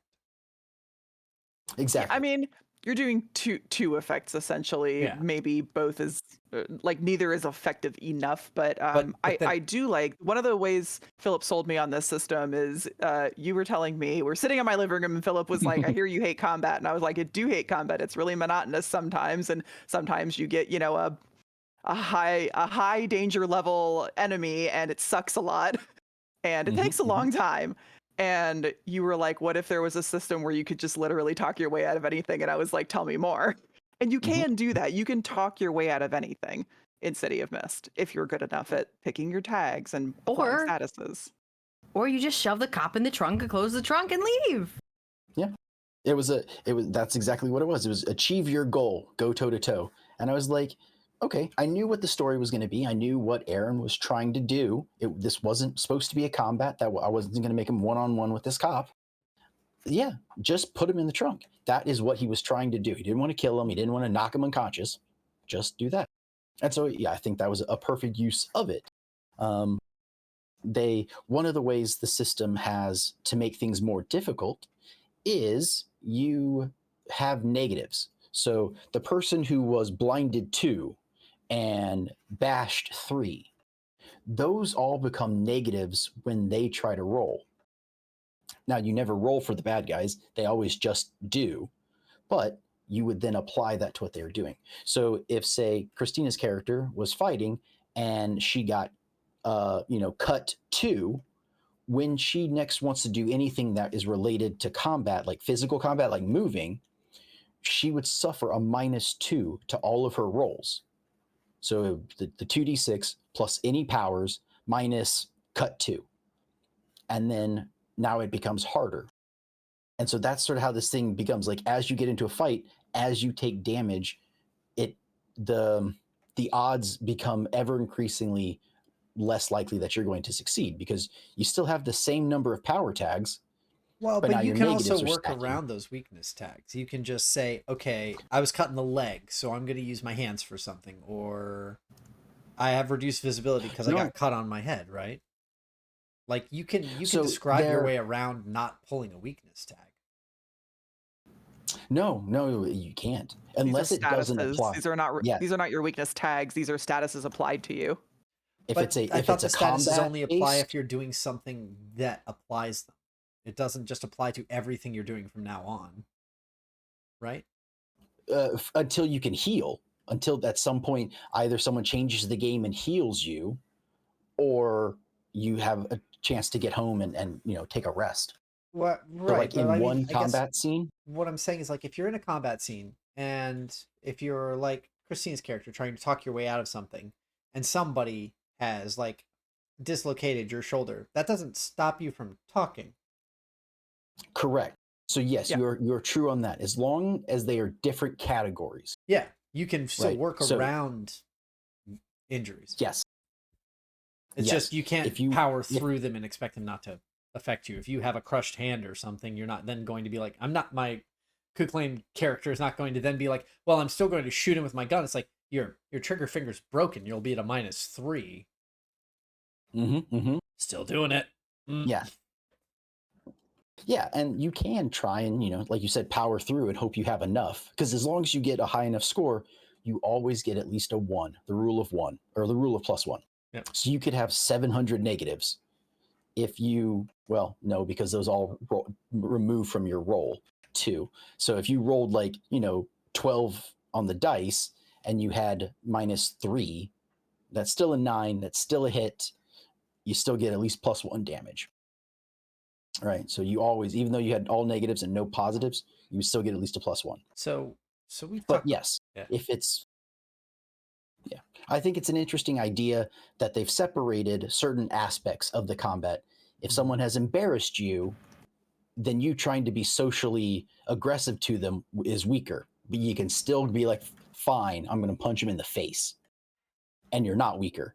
If they punch you in the face and you're like, well, I can still talk my way out of this, it won't affect you, right? Like those two things are separate. But if they are similar, if there's reason to believe that the status effect on you would make it harder for you to do this thing, it just stays. So I think the next one on the list, we've been talking about all the different combat moves, but there's a very important move that you guys use a whole lot that's on the list next. Investigate. That seems like that does a lot investigate. of things. As investigators. Which, by the way, this is a detective game. It's about solving mysteries. Like that's the core conceit of the game. It is. We haven't solved any yet. We've made progress. We've half solved 2.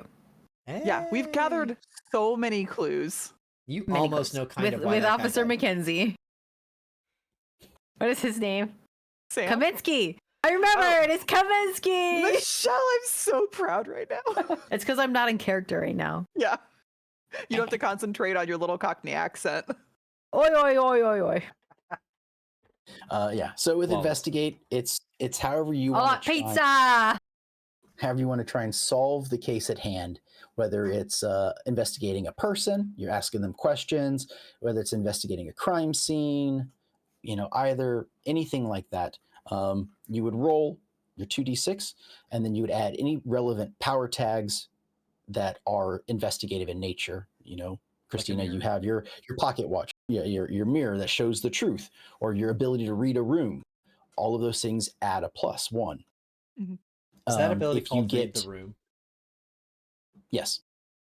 Derogatory. It's just She's derogatory. Read the room. For Tara, it's not derogatory. She's for me. If you get derogatory, if you get a 10 or greater on it, you get to ask however many questions you had power tags for. So if you had 2 power tags, 2 questions, you just straight ask the GM, you get a straight answer. If you rolled a 7 through 9, then the questions can either be kind of like fuzzy, incomplete, like maybe half truth. I as the master of ceremonies can ask you a question from your character that is just sort of given out to the mist and becomes knowledge that I think helps create your backstory. Like who is someone that is important to you, or what's your worst fear, right? Like depending on what's happening, I can ask these questions, and then the enemies might know these in the future. Those things the mist might create those things, or just straight up, something happens and something dangerous. Like you rolled a question, you're investigating, and all of a sudden you see this like glint of light, and you're like, what? And a bullet comes flying through the wall or through the window. You're like, oh, damn, there's a sniper through the wall. The sweat. Never mind. Yep. So you can do things like that, right? Like that's the things. And then depending on how well you roll, or how many power tags you have, or how many questions you get to ask. And you get clues, since, right? As we said, you get clues. But like we said, you can't use the same tags for the same role in the same situation. Yeah. So once you make your roll, that's it. If you only have 2 power tags and you roll and you succeed, okay, what are your 2 questions? Oh, I learned this and I learned that. oh, well, how do I figure out the next part?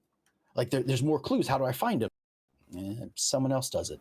Or, oh, I failed. I rolled a 6 and I get nothing, and I can't re-roll because I can't use the same tags on the same roll. Well, you could sure burn a tag though. Yeah, but you could burn a tag and it's guaranteed, right? And it counts as a power 3 success, so that's 3 clues. Yeah, exactly. And then then you have to then ask the storyteller the question. Mm-hmm. I've had it at times where I'm just sort of like, oh, you've done this thing, you notice blank, right? Because you're not there, the people aren't there. In the real world, you would walk and be like, hey, there's this really obvious thing that I can see, and it's like, okay, you need to know what that is. Yeah. And so like sometimes I'll just take over. Your main question is, what is this thing? How is this thing? Where? Stuff like that.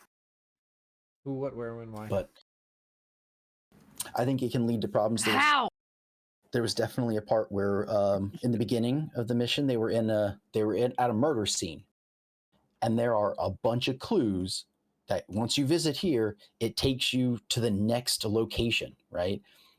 And I think you got one question. 2 people rolled and got below a 6, so they didn't get to ask any questions. And the person who did succeed got like a 1 or a 2. And it was like, okay, that's, yeah. And their questions were like only half of what they needed to know. And I was just like, how do I get them this information? And at one point I was like, oh, well, you investigated the front room. Go investigate the back room. Different place. You could do the roll again. And then you've been so merciful with us in those situations. And then still failed the roll. And I was like, damn it. It is interesting watching Phil's face while we're doing this, because most of the time he's good at keeping that poker face. But every now and then there's a little crack where you can just see he's like, God damn it. Yeah. And do you think that's a problem in the system, or just needing to be more familiar with it? Or I mean, we couldn't have helped our rolls. No, I know, but that's the thing. It's not like we weren't piling on tags. But I was just wondering, like, is that a thing in this system? Asking genuinely, because you've all been playing for so long. Yeah. Like, does it seem like the system doesn't do well with failing forward? I think that's very true. If you there are times where you have to hit, and I don't know if it's like as a storyteller, as the master of ceremonies, I need to make sure that the most important thing is always the first thing that I say, so that way in case there are no follow-ups, if the rolls fail afterwards, they at least have this key piece. But it's supposed to be a question. If like they enter an area, like in the Shark Tank when we first started, they entered into the crime scene. One of the things that they notice is that the scene is doctored. He was drowned in his office. Like the person filled the office with water and drowned him in the office, and then pulled all the water away. Spoilers for and Shark so Tank, it's supposed to. Yeah. Oh, sorry. No, listen. I don't know how many modules there are for this. Yeah. It's only 6 years old at this point. Yeah. But yeah, Luke's like dad. Luke's dad is Darth Vader. Yeah. The Spike dies at the end of Cowboy Bebop. No, he doesn't. He comes back. They promised. But yeah, so like I wanted them to know about this water. That's a key point because they think he hung himself. And like the first question they asked was like, "Oh, what do we notice about the rope?" Okay, and then another question, and then I was like, "Okay, the next thing I'm going to say is you notice that there's water around the room, or you notice there's this thing that leads you to the next location, or there's this clue." And then they both the other 2 both failed on their rolls, and I was like, I can't tell them. We did bad. I got them the answer to the question that they asked, but it was a bad question in sense of like propelling the story. Sorry. Like, no, but like only in the sense of like propelling the story. As characters, it made sense. You're investigating this thing. You're looking at the big obvious thing. Tell me about it. That's what I need to know. but it's the other aspects that you don't know to even start to ask yet. You have to get there. You have to build to learn this. Does the game expect you to ask very specific questions like that, or does it expect you to just be like, what do I notice in the room when you get a clue? You or can are you have allowed to ask that vague, or do you have to be more specific?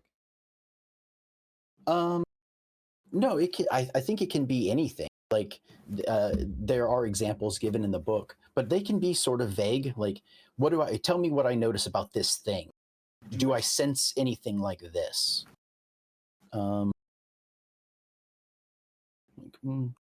Where is the person?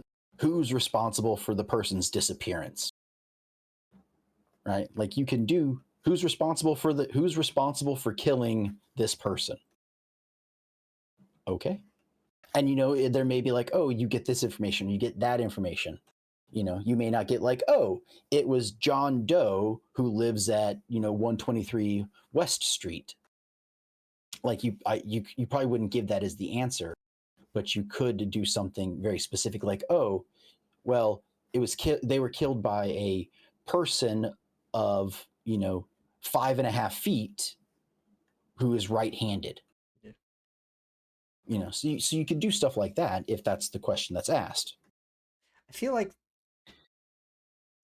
out of actually being able to then go and look up the people who are that height, who are in that area or whatever context, it's like kind of a nothing burger answer, isn't it? It's like, I don't know how tall people are. I can't see them.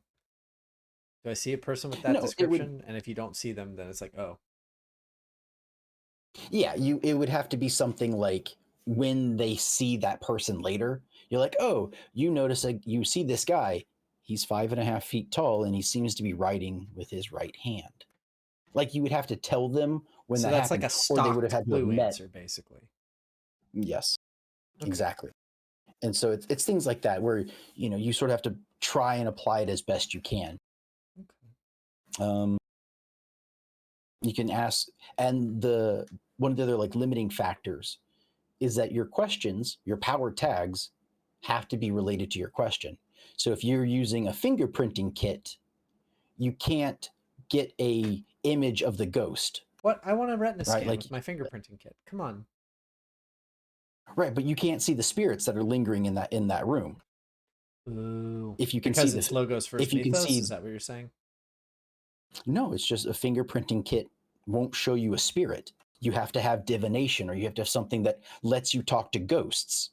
And then, that's the case, you could talk to the person, you could learn what they know, but you wouldn't get physical evidence because the ghost doesn't have any physical evidence. So there's like this, not dichotomy, but like there's this facet where the power tag has to be relevant to the way in which you are getting and asking these questions. So if you have a forensics kit, you can collect physical evidence and use that to ask your question that's of a physical nature. If you want to be able to, if you have powers that let you talk to the dead or see spirits, or you can precognition, if you have those kind of powers and you're investigating, then all of your things become, you see actions, you see emotions, you would ask a question based on those powers. You wouldn't be able to get any physical evidence. Gotcha. So it's, I think it's thematic, right? You can't be a ghost whisperer and then start collecting DNA, and vice versa. Also, you can't be in noir 40s and collect. I mean, I guess DNA was starting to be a thing, not quite there yet. Yeah. And of course, you don't have to put it in the 40s. I just did because I kind of wanted this cache system, the library, hall of records, like driving around, like finding these things, and not just like, oh, let me pull out my cell phone and oh, okay, I know the answer. So do you guys ever use the last two much? Because there's sneak around and there's take the risk. Sneak around, yeah, I've used them a couple times. Yeah. Sneak around is good for setting up for a hit with all you've got. Since that's how I lost my pants. Yep. Well, your suspenders. Yep. And then immediately, Christina and Aaron tried to sneak around as well. They didn't do so well, and so one of the bikers in the bar saw them. So now, not only are they in the future, Yeah. So not only are they hunted by one group of gang members, now there's another group of gang members. And these are You all possibly know them. for the record, these are all moves. So when you fail Yes. enough, I think the thing that I heard was you get a fair warning for a soft move to start. Mhm.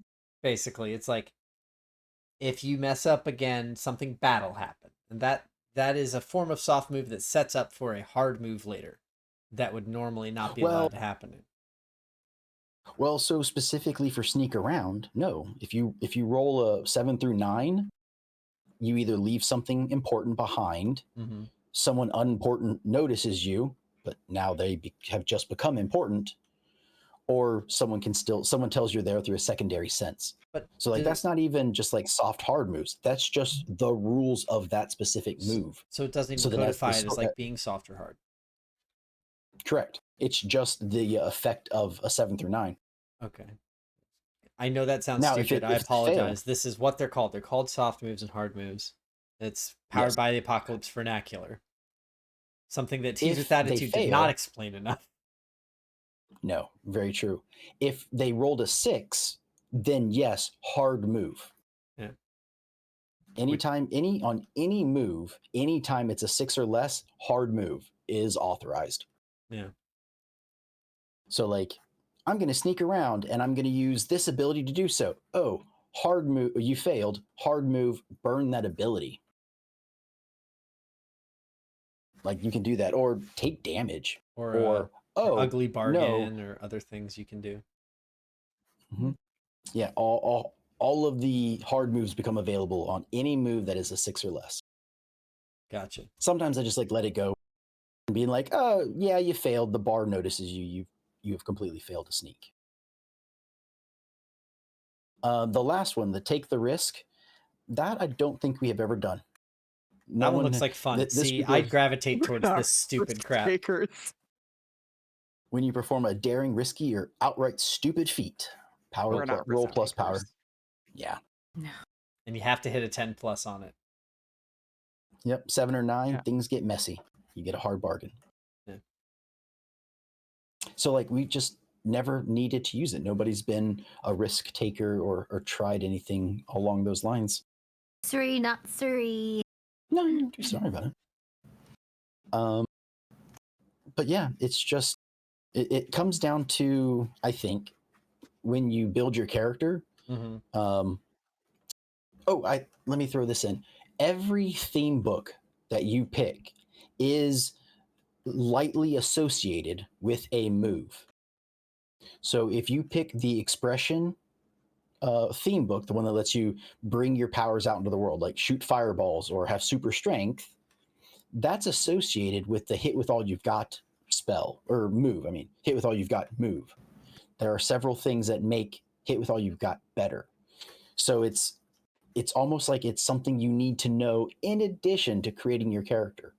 Like, oh, I want to focus on hit with all you've got, so I should take the expression tag.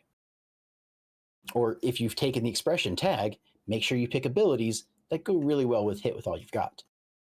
If you take the if you take adaptation, make sure you take abilities that work really well with change the game. If you take the bastion, make sure you take abilities that work really well with face danger. Because remember before we talked about like levels aren't really a thing, but you can level up when you use your weakness. Mm-hmm. One of the things, you get improvements when you hit 3 points when you hit basically 3 experience in any one of your themes. And those improvements allow you to get criticals, what they call dynamite. Essentially, critical sounds what most people know.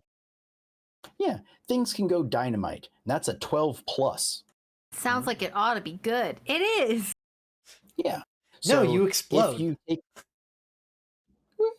If you take expression and you level up, one of your option is hit with all you've got goes dynamite, which means now whenever you use any tag from expression and your value is 12 or greater, you get even more options with hit with all you've got. Like you used to have 3 on a 7 through 9, you get 6 with a 10, 11, or 12. And if it can go dynamite, you forget all of those and you get 5 new options, all better than the previous one. So you thought you knew what your abilities did. Just wait until you level up once, and now it goes dynamite, and now you've got a whole new set of abilities you have to work through and pick what you want to do. Okay. And everything has a different dynamite. Every theme book will let you apply dynamite to a different one. So Bastion, the defensive one, lets you make your face the danger dynamite. Mm-hmm. Your adaptation lets you make change the game dynamite. So there's so much, like, and it's, I think it's a good and a bad.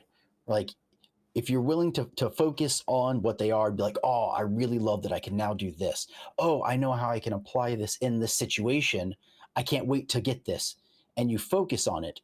But when you're already trying to, like, remember what every ability that you could already do does, and now you just get more, it sort of, I don't know. I think it sort of like not waters down, but just like muddies the water. That's what I was trying to say. Mhm. Of everything. You get rewarded with more choices. Yeah, exactly. More options, takes you longer to do stuff. Okay.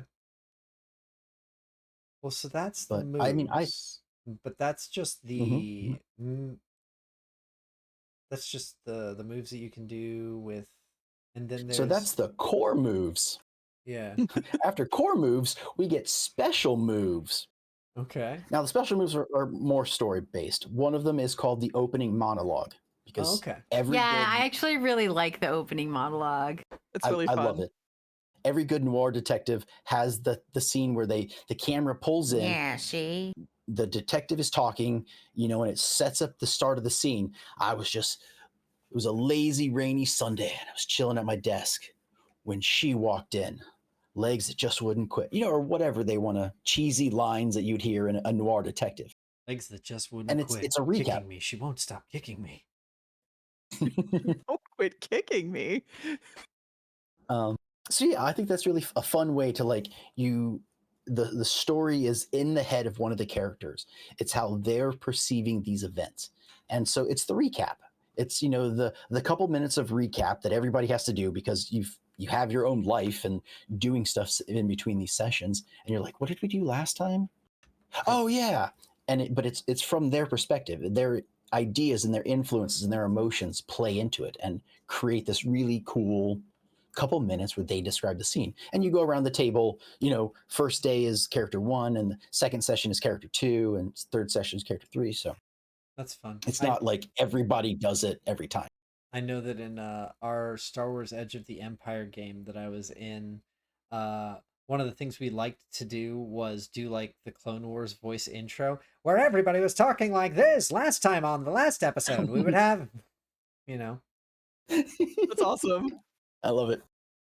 No one in the party has had the bravery to do a transatlantic accent, which would be great for Yes. 1940s setting. But yeah, the monologues are really fun to write and to, like, ham up a little bit. Like, I have a lot of fun doing them.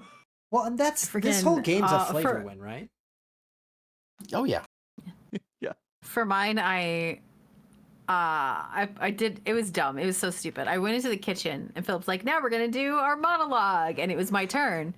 So I was like, "Philip, cue up your mic. I'm going to the kitchen," and he did. And I shouted from the kitchen, "Oh, it's my turn! Fuck!" And I run in.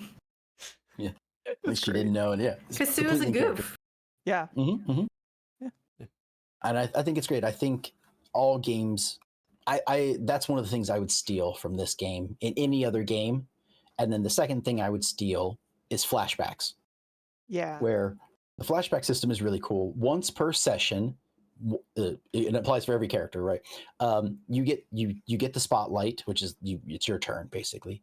You can do one of two things.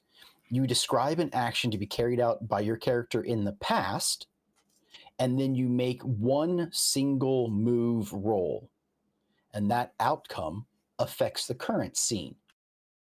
Or you can describe events from your character's backstory that become relevant now. And then the master ceremonies can award you with either a clue or a juice. Juice is used for like the change the game, creating things based on your description. And so I think it's a great way. It's like a single roll. I always think of like heist movies, like the Ocean's series, where they walk into a situation and you're like, oh no, he's in so much trouble. And then it flashes back to he knew the person in prison and they became friends. He talked him into it and he convinced him to get a job in the casino. And then it flashes forward to him talking, and you think he's going to punch him, and he helps him escape or helps him into the ceiling or whatever the scene is. And it's like, so that was the one roll, right? He convinced him in the past. And there's certain limitations. Like they say you have to be able to do it with a single roll. It can't be anything that would have changed the scene from there to now. Like you can't be like, oh, we're about to be in a fight. I would like to flashback. I'm going to swing by the weapons store and buy a rocket launcher, and I'm going to have that under my coat. And it's like, wait, so you've just, for the last 20 minutes, you've just been walking through this mall with a rocket launcher on your shoulder? Totally. Because now you're in a fight? Like, no, can't do that. That's not going to fly. But, Well, what if I pull it like, out from the potted plant I stashed it in last night? Maybe. But again, you only get one roll. Yeah. You can only do one roll, and that's like if you're changing the game to create the thing, you can't then also use the sneak around to pot it. So, and of course, it's all story based. Do what I want, God. Yeah. No, you do what I want. I tell you what happens. You wish I'd do what you want. I mean, he probably does. He does. He wish I would. He would. Yeah. He wish I would do what he wants. Yeah. So I think that's so cool. So the monologue, I would, and even in D&D, I'd be like, okay, new session. Barbarian, as the barbarian, what happened last time? And just like get into their head. Wizard, as the wizard, what happened last time? And hear them tell it through like their person, their character, get into the flavor and the role play of it. There's another one, right? Geek out during credits? Mm-hmm. Yep. Well, so in between that is the montage. Oh, yeah, sorry. That's what you might consider like a short rest or a long rest in D&D. That's your chance to heal, to recover any burnt tags. Mm-hmm. And if you are in perfect health, you can either get free clues, like you can research, you could like, I'm going to swing by the city hall and research this villain we're fighting against or whatever. And you could get a couple clues, or you can gain experience. And that's one of the other ways other than the weakness tag. You can choose to either give your mythos or your logos, one of them, 1 point of experience, and you can do a what am I trying to say? Like you would explain, like role play, how you're doing this thing. Well, it's a your montage, myth.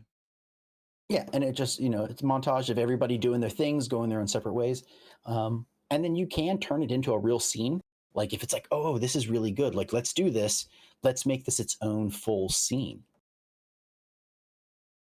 And then geek out during the credits is sort of like it's your crew tag, and then the system has in place what's called help and hurt points. We have never used them. I still don't fully understand them, but essentially it's ways in which, like when your characters have teamed up and have good synergy, you can help each other, right? Like, oh, I did this thing and so helped me, with it. So they can then give them a +1 at a later date. Or it could be the opposite, and they were in my way. They hampered me. So it's a hurt point. Hurt points are only PvP. No idea why they're in this game. But I guess there could be some tables that really enjoy the like personal, like, oh yeah, me and so don't get along. That's our dynamic. We're always fighting each other. And they're like, oh, I'm going to shoot this guy because he's in the way. Aaron hurt me. I'm gonna shoot this guy because he's a threat. And the other person's like, no, I don't want you to shoot them. I'm gonna hinder you. I'm gonna use my hurt point to subtract from your roll. Hopefully you fail and don't kill this guy. So I could see a time where that would be like if someone's mythos or logos was mostly mythos was conflicting with the group's stuff, and like you already have cracks on your party sheet, maybe. So you're like, yeah, I appreciate that you have to try to do this. We have to try to stop you. Yeah. And as long as like the table is fine with it, and there's this dynamic where these two people are forced together to fight, or not to fight, but like forced into a party together. It feels like they ran off together. It's funny. It does, yeah. They both went out separate, same side of the screen. Yeah, so I think it could be interesting, but I think that's definitely a session 0 thing that you'd want to talk to your players about and see if they're okay. Well, I know there's like something that we've barely touched on, and something that Mark Songs was actually asking that I think would be a good thing to talk about is like the setting, because he was asking, is it restricted to noir 40s? And the answer to that is no. No, it is more or less restricted to noir, but I mean, they wrote the game as noir. If you want to play this as cyberpunk, you can. I mean, they have their own game that is doing that, but there's no reason that you couldn't skin this as a cyberpunk thing. There are, cyberpunk is also like Blade Runner is cyberpunk and noir. Yeah. And then so you could do that. Also, like I think just happened to be following a module that is 40s. Yeah. No, I did that. You did that. I did that. Yeah, the module is set in contemporary. Most of City of Mist is actually set contemporary noir. Like, think. Who are you, Philip? Batman the Animated Series. Is basically the noir level that City of Mist exists on as a default. And I would imagine that is not by accident if you were to ask the people that made the game. I think a lot of us loved Batman, the animated series as kids. And that is our first and one of our best experiences with a noir style setting, where it's like this. Could I honestly be in the feel 40s. like that's kind of 40s-ish, though. It feels that way, but then you also have like a bunch of futuristic robots and other things that are coming around, and they're like contemporary style yachts and other like things. It's like it's ageless almost. It doesn't have like cell phones necessarily, but I feel like that was an art decision. The OG Batman, Batman's been contemporary for the last 100 years. So, yes, yeah, the live action one was definitely set in then. Or I mean, I guess he was listening to My Chemical Romance, so yeah. Oh, in the Batman, yeah. Yeah, so I think you could set it for any setting. This one, the game is sort of supposed to be noir in that people change, right? Like you're going to lose powers. You are going to evolve as a person. We'll see about that. A lot of the hard moves have detrimental effects, right? Like if you watch any good noir movie, a lot of people are dying and the main character is not happy at any point. What are you going to do? It's like, Chinatown. Yeah, exactly. That whole movie ended that ending. Still. Anyway, that idea where it's you got him hardcore. Look at him. He's huffing. It's a good line. It is. Because it's like the whole story goes through and he learns what caused everything. He was hired for a case. He knows who the bad guy is, what the bad guy did, and what the ramifications are of that. And yet nothing changes. He can't stop the bad guy. The bad guy wins. Like the bad guy wanted to get all this land. Well, he got the land. Like he had like, I won't spoil it if anybody wants to watch it. It's a great Jack Nicholson movie. Philip was telling me this one day when we were both like getting up and like pointing out the fact that in a noir setting, oftentimes the good guys do not win, and I was like, oh no. And also, Oh no, again, you're gonna kill us in the end. Oh no. I mean, so the thing is, usually the noir detective is not dead in the end. It's just they're very sad. Yes. But in this All game of their friends are specifically, dead. yeah. In this game specifically, like even Who Framed Roger Rabbit, his brother was dead and he was a sad boy. He had come off of Yes. his sad noir ending and then had to deal with cartoons. Yes. But like in there- this system in specific, it's like the game says your mythos want to win, they want to take over, and then they want to enact their death. Basically, they want to live out their full mythos and have their fate enacted. Yes.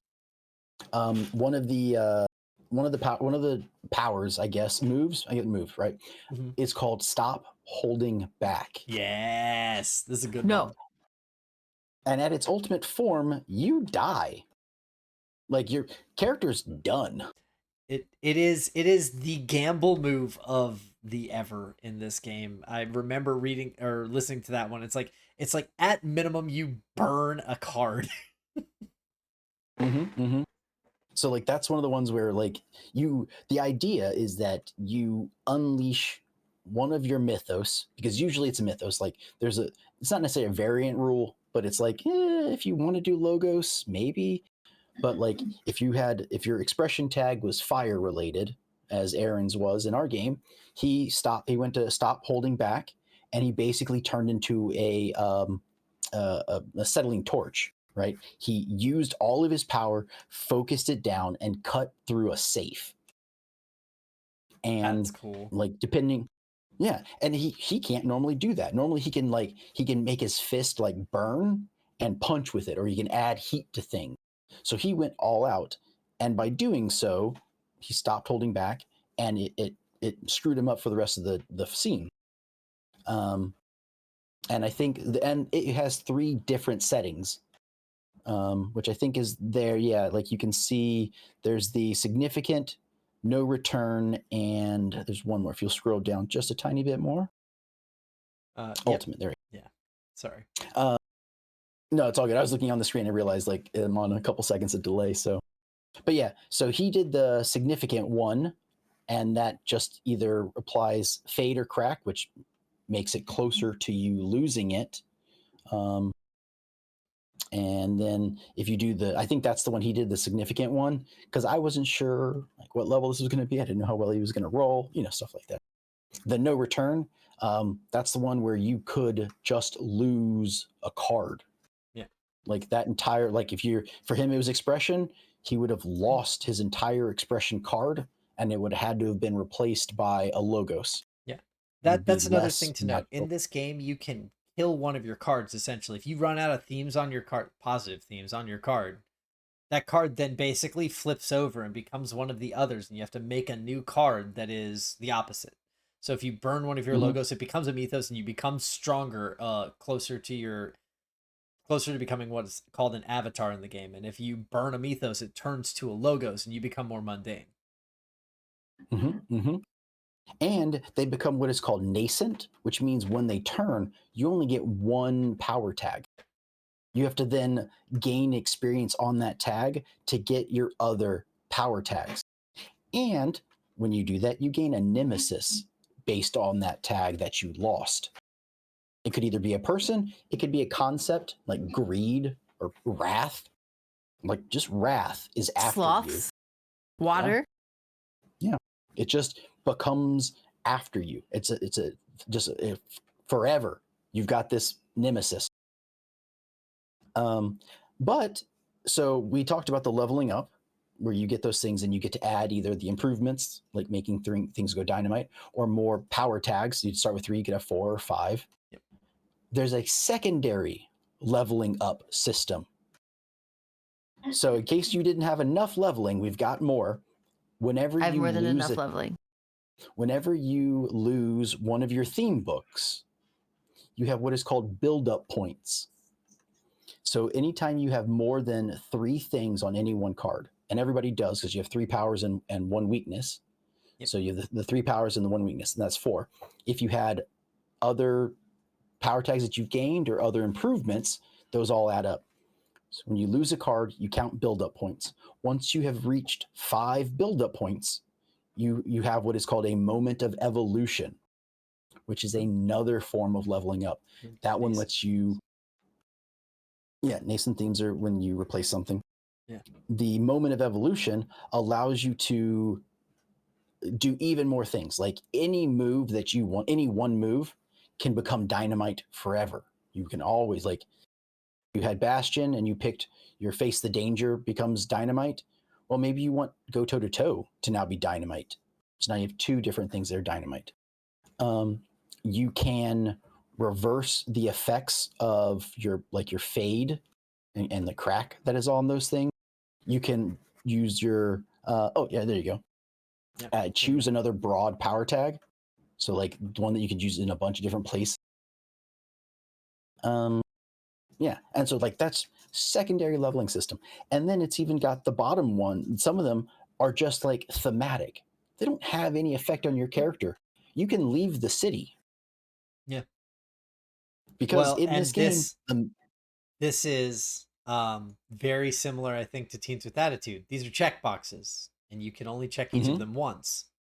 So if you manage to get through 1, 2, 3, 4, 5, 6, 7, 8, 9, 10, 11, 12 makes you leave the game. Yeah. So yeah, if you build up 5 build-up points 12 different times, and the only way you get build-up points is when you lose a card. Yeah. So you would have to have lost theme tags 12 times. But yeah, like leave the city. So part of the lore is that nobody leaves this city. The mist keeps you in, whether you recognize it or not. You never leave. And I've read people talk about like, oh, you can't physically leave, and others talk about like it's just sort of like a fugue state, like, oh, I need to do this thing, and you leave and nothing happens, and then you come back, and this is where your life is. This is where the excitement is. You can't. That one lets you actually. Do we want to talk see through the mist? Oh, see through the mist. Yeah, go ahead. Well, and so see through the mist allows you to see things as they truly are. I don't. Earlier, I talked about there might be a dragon sitting on top of a casino, like that's its horde. It's the mythos that is controlling the greed in this casino. Looking through the mist allows you to actually see the dragon, to see what you are truly fighting, what is corrupting this place. The Excalibur just has a dragon sitting on top. Yeah, 100%. Yeah, it does. And the Luxor has a Sphinx. Yep. They don't like each other. I mean, it does. You can see the Sphinx. That one everybody can see. I mean, like one with wings. Yeah. But like, he likes resting on the light because it's warm. But those things are completely thematic.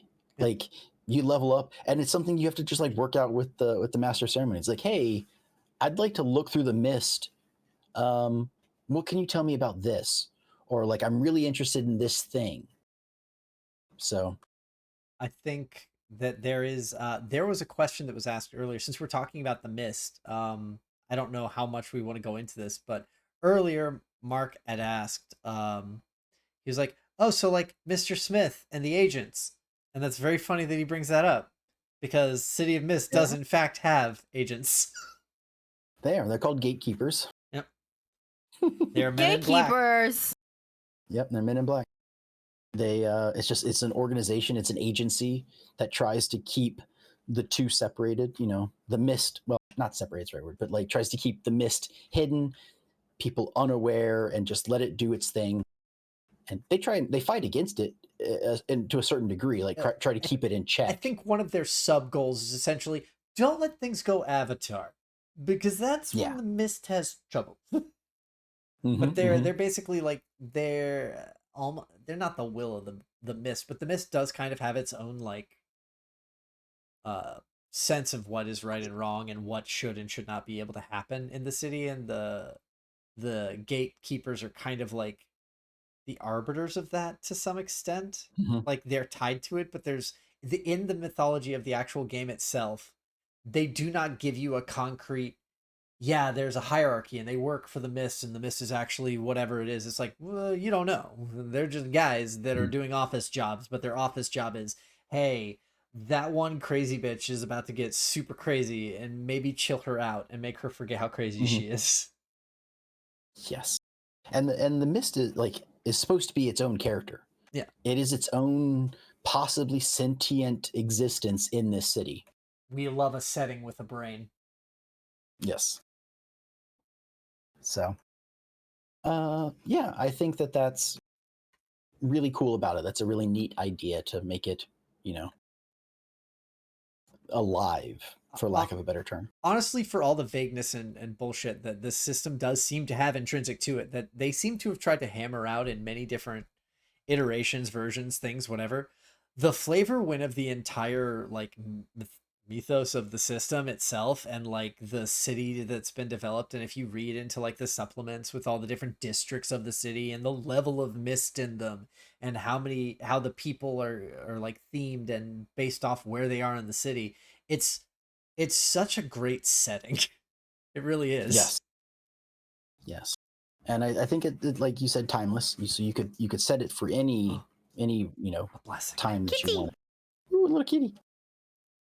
You could set it for any time you wanted. I picked the 40s just because I didn't want the internet, basically. Yeah. I Google it. What's What? the answer? What? You picked the 40s because you didn't want it to be easy for us? Bitch. No internet. It No does credit make it Can't say card. fun. that's Like not having the internet or cell phones or anything. We have to. Yeah. So something Tara does is she always like hands our the Card. people we meet. She's like, here's our card. Call the office. Do you have anybody back There's at a the office? receptionist. Yeah, We there's a have an We have an receptionist answering somewhere. machine. Oh. Answering service, yeah. last person you handed the card to was like that 10-year-old kid though, and I'm like, does he know how to use a phone? He totally does. Kids love technology. It's the 40s. He probably never touched a phone. It's the Kids rotary love one. technology. Yeah, it's a rotary phone. He's a crow boy. He probably never touched a phone. He's calling the switchboard and he's like, "Hey, is your He's refrigerator running?" calling. He's cock. Help. That was very good, Michelle. So proud to know you. I'm so proud There to are- know you. God, what a line. I am. One of the things What are we I watching, think is Hamilton? interesting is this book has so many like flavor bits and rule bits that every time we talk about something, it in my mind makes me think of, oh yeah, there's this rule we haven't described yet, or there's this fact that we haven't talked about yet. In your And of course, now that no, it just in the book, Oh yeah. like every now and again we'll mention something and I'm like, yeah, there's also this other aspect of it that is like sort of small or not, but there's just, I don't know. I love the system, but the rules, there are so many small things, like All the small things. story tech, all the small things. Who cares? Like there's the story tags are another thing that's in this game. You know how when you would watch a movie and there's always that scene, or there's always that part in any scene where the camera pans to something, just a random object or a part of the scenery or just a person for no reason. And then the scene continues and they do something. Oh, and then the thing is now important. Like Chekhov's someone will walk into a bar. Yeah, exactly. Chekhov's gun. They'll walk into a bar. The person walks in, whatever, and the camera pans across the bar, and it stops on a corkscrew. What is that face And you then just goes- made, Michelle? Don't worry about it. And then, like, it stops on a corkscrew, and then it goes back to the main character. Something, something, something. Oh, there's a fight. They grab the corkscrew and they stab the person in the face, or whatever. And you're like, yep, I knew that was coming. Or in the old like '90s cartoons, where you could see the wall that was going to break because it was a different color than everything else. Oh god, I love it. It's that book. That's it's the book part of right it. there. That book's painted shitty. Yep. Yeah. That different colored wall, that's where the hidden one is. Oh, something's gonna come out of there. Yeah. That's in this game too. They're called story tags. And what you do is you set those up beforehand. So you would set those up and be like, oh, you're in a bar. I'm going to make a story tag, liquor wall and jukebox. Mhm. And each of those are now a +1 item in your scene. So if somebody wants to, like if it turns into a fight, someone can dive behind the bar, go, I'm going to do my hit with all you got because I'm hidden, right? Like they don't know I'm behind the bar, and I'm going to throw a bottle of whiskey at the bad guy and then shoot it, and it'll explode like a Molotov cocktail, or I'll just make a Molotov or whatever. And they've used that +1 up. Now, you can't do that again. That effect has been used. Or you want to use the jukebox to play the perfect song to help convince whatever you're doing, right? You want to Hit it like Fonzie. yeah. You want to you're playing pool against somebody and you're trying to trick them, and you want to play a song to confuse them. I don't know what, right? You're going to do your roll +1 because you're using the jukebox, but you only Life get it once. After Love. That song's too old to play. Too new to play. Sorry. Yeah, and so that's a whole other thing. You can say She it's ain't raining. that old. If she was that old, wow, holy crapamola. If you could make a story tag, it's raining, Man. and so everything is Men. wet. Everything is wet. Hallelujah. It would be if you want to do something fire related, it's got a -1 to it now. I If really you want to do do like stuff that requires traction, the disposable nature of the system is very nice to me, in so much as it is a system that rewards you for not doing the same thing twice. So yeah, 100%. Be different. Be different. Be cinematic. Be unique. Be extravagant. Whatever you want, right? Just do it whatever you can.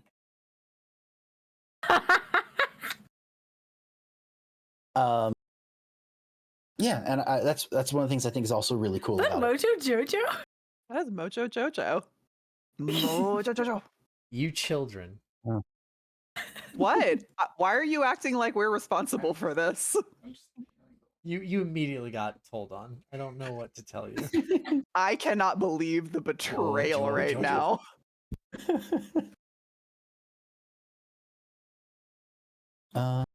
Yeah.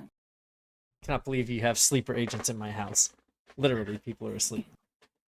The problem I is that see. she's not sleeping. Mhm. She said, I'm bored. Everyone went to sleep. I see on the screen you have becoming an avatar. That's a whole nother part. Yeah. Well, that's Like- if you get 4 mythos, right? All right. So if you get Not the gonna lie, that's 4 my new goal. if you get 4 mythos, you become an avatar and are unplayable. And now the game switches to, hey, go save your friend. or You've stop got to them, somehow you know? stop them, destroy them, save them, and as long as you can get them to lose one of their mythos, it goes back to a logos. They become a playable character That's my again. goal. Become the avatar of Susano. You are the storm Yeah. that is I'm approaching. gonna get really mad about paintings. Actually, I have a perfect place for it to happen, but I feel like it'll be the end of our game. Oh, How vague. yeah. But See, that's what this Yeah. game loves, though. It loves. It was talking about it right here. Although It I have 2 logos tags, so I got to start burning. yep. It's the where is it? What is the end game of my mythos? And that's one of the questions you have to know the answer to in that situation. Yeah. And then because that's- Hilariously enough, the end game of my mythos is one of my logos cards. yeah, so I mean, like, I don't know. I feel like I can say 1,001 good things and 1,001 bad things about this game, but the good wins out. I feel like you can say 1,001 good things and like 5 bad things. I feel like I can say like 20 good things and maybe like 15 bad things. That's not a Okay. bad ratio. Yeah. It's this game is Good, so still good waiting. for I'm story still playing the building. game. We haven't even talked about the iceberg, which is I do want to Dangerous. just mention this briefly. For anybody who's looking for a system to create a mystery in your game, and I'm going to be honest when I say this, all good stories are detective stories. Yes. Or love stories. That's just finding love. Love is the mystery. Wow. You really turned Oh. it around. You're perfect for this game. Yeah, I'm too strong for this game. I can't. Yeah, Power level so the massive. iceberg is a great system. Like that's the way they design their cases. The top of the iceberg is the hooks. And that's the thing that like you hear about, the thing that makes you go. It's not in here And because this then is the it's player guide. But right. And then it's just you have levels. So you start with the hooks, and that takes you to level 1, and that's your first scene. Usually it's the crime scene. It's the investigating whatever, and then you have to do something in that scene, and that's what leads you to the second layer down. And there can be any number of things, but you can't go from like 1 to 3. You go from 1, you learn something, it takes you to 2. 2, you learn something, it takes you to 3. And 3 takes you to 4, and wherever you want the end of your story to be is the end. But you can't. They recommend like don't lock something behind just one clue, because then if they can't learn that clue, if they miss it, like a drowning murder. yeah, like the drowning murder, right? Like if you miss that one clue, you'll never get past it, right? You've locked them out of it. So always give them multiple options, and they say like you can have like 2 or 3 scenes. They recommend you have both investigation scenes and combat scenes. Investigation, you're using investigate and roles trying to get stuff. Combat can be either physical or emotional or social. Yeah, you can just conflict scenes, embarrass basically. some. Yeah, conflict. Yes, thank you. Better word. Another thing that like speaking to conflict in the game, like another thing that the system talked about a lot when I was like listening in on stuff is that some of the most interesting villains in this game have no combat ability at all, and they are just like crime lord, media mogul, etc., people who are like, oh, I've noticed you coming after me, I'm now going to bend my entire media empire to destroy you as a person, have a great day. You're just like, oh. We have this really super annoying thing that we have to keep contending with we don't know who's done it at this point, but every now and then we run into a person who are like, hello, we'd like to talk to you, can you help us? And they get like a gold sheen over their eyes, which means they've been like hypnotized in some way, shape, or form. And we have to figure out how to break that hypnotization so we can talk to them. Otherwise, they'll just be like, I don't know what you're talking about. And it's not even people who are bad. Like the Michael kid at the pizza joint. Pizza! Right. Once again. He couldn't talk to us about what was happening to him because he'd been told to do otherwise. Yep, brainwashed or mind controlled or something, yeah. Yeah, so he was just unwilling or unable, not even unwilling, unable to help until you figured out how to break through it. And then the person that does that is a bad guy. He has almost, spoiler, he has almost no combat abilities. But if you guys get in fight with him, you're still going to have some issues to deal with. Yeah. I love that. I love that so much. And that one of the big pluses, again, that I love about this system from everything I'm seeing about it is that it's like they use the tag system for like damage, as it were. And because they do that, and it can get convoluted with like the different modes, but the idea that all of your social abilities are just as effective at wounding someone as all of your physical abilities is such a refreshing take, because in any game that you play, it's just like, do you want to make this person hurt? You better punch them. And so you'll get a social situation where you're at a gala and you're just going to start slugging someone into the ground because, well, that's the only way I hurt them. But in this game, if you were to do that, not only would you not really hurt that person, at the end of the day, they would just, with a quip, destroy you in that situation because of like probably story tags that are in that location. But you do have to build that way too. Yes. Yeah. Well, if it was the enemy might be designed to be a socialite. Yeah. Sure, but like if you want to be the person to go in and instead of punching them in the face, be like, hey, you a bitch, and have it be effective, you have to build that way. Right. Hey, you a bitch. Which is, if we could talk about like the session 0.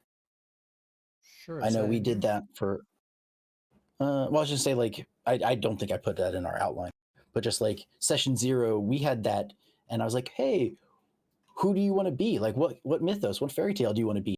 And everybody was like, oh, what's our options? I don't know. It's anything, everything, Yeah. Yes. anything. We I was there. honestly we're just kind of like I don't know. I really I don't. There's so many. Christina, you are Robin Hood, and Michelle, you're going to be Fox Robin Hood, and I'm going to be Robin Hood Men in Tights. I want to be Carrie, always Robin Hood. I was like, Nope, I want to be nope. Men in Tights Robin Hood. No. I picked it. Me. Okay, that would be actually such a fun game. Many different Robin Hoods. So like- am I gonna be oh, You what's can be his Kevin Costner name? if you want, but do you really want to? Ooh, actually, yeah. Prince or of you could Thieves. be Prince of young Thieves. Robin Hood from the new one, Yeah. the dude from Kingsman. Oh, what's his name? Eggy. Yeah, that's who I'm thinking of. Oh, that'd be great, just with the bow sniper stuff. What a Guy Ritchie movie. What Oh, a yeah. Guy Ritchie movie. I don't know that was his, but it certainly felt like it. That would a bunch of I think it Robin is. Hoods would be such a fun game. But like, Just the Spider-Man meme. Yeah, nothing says you couldn't. Nothing says you couldn't have the same story, and you Yeah. would you could all theoretically pick different parts, different aspects of that, right? we One could of you all could have the be, bow, and the other two might not. we could all be traditionally half traditional actual mythologies, and then the other half of the team could be the exact same mythologies lined up, but the Fate Stay versions. Because Oh we my goodness. Yes. Yeah, I think I would say if you were thinking of using a modern thing like comic books, Mhm. that your comic book characters Taron don't. Egerton. That's it, Taron Egerton. Taryn. That's his. Eggy. Current comic books don't have an end, right? So, like becoming the Avatar, what's the end state of Batman? What's the end state of Superman, Spider-Man? Like they don't die, they don't they don't But end. each character has tragedies, and actually a lot of the characters have died. They just came back later. So for Yeah. example, Jean Grey dies. 100 times. Yeah, so many times. Pick one. Oh, many times. Batman, he loses Jason Todd. Spider-Man, Gwen Stacy. Mhm. So you can pick tragedy points in their life that are like an ending to their mythos that is a tragedy, because that's kind of like Mm, what you're usually, it seems like, going for in this game. Is it's not so much that your character has to die, it's just that you have to have your hubris, your tragedy befall you. yeah. But yeah, I think I see nothing wrong with it. As long because the benefit of this game being the power tags, each power tag is a +1, and everybody gets 12 at the start. It doesn't matter whether your rift is Pinocchio or Superman. You still only have 12 power tags. Which makes Superman really can't- rough for this. Yeah. Like I said, you can say you're bulletproof. You're still going to take damage because you don't have enough power tags to block all the damage. But so I think that's really cool. Like it's balanced so that you can have completely different fables on any kind of spectrum or scale or level or whatever, and they will always be balanced. Everybody can take the same number of skills and do the same number of things. And even the same like themes, because both of you are talky, but one of you is just meaner about it. Yep, personality. Yep, they both have personality as their themes, different abilities. Use them in different context. Yeah. And so I think that's really cool. It doesn't matter who you pick.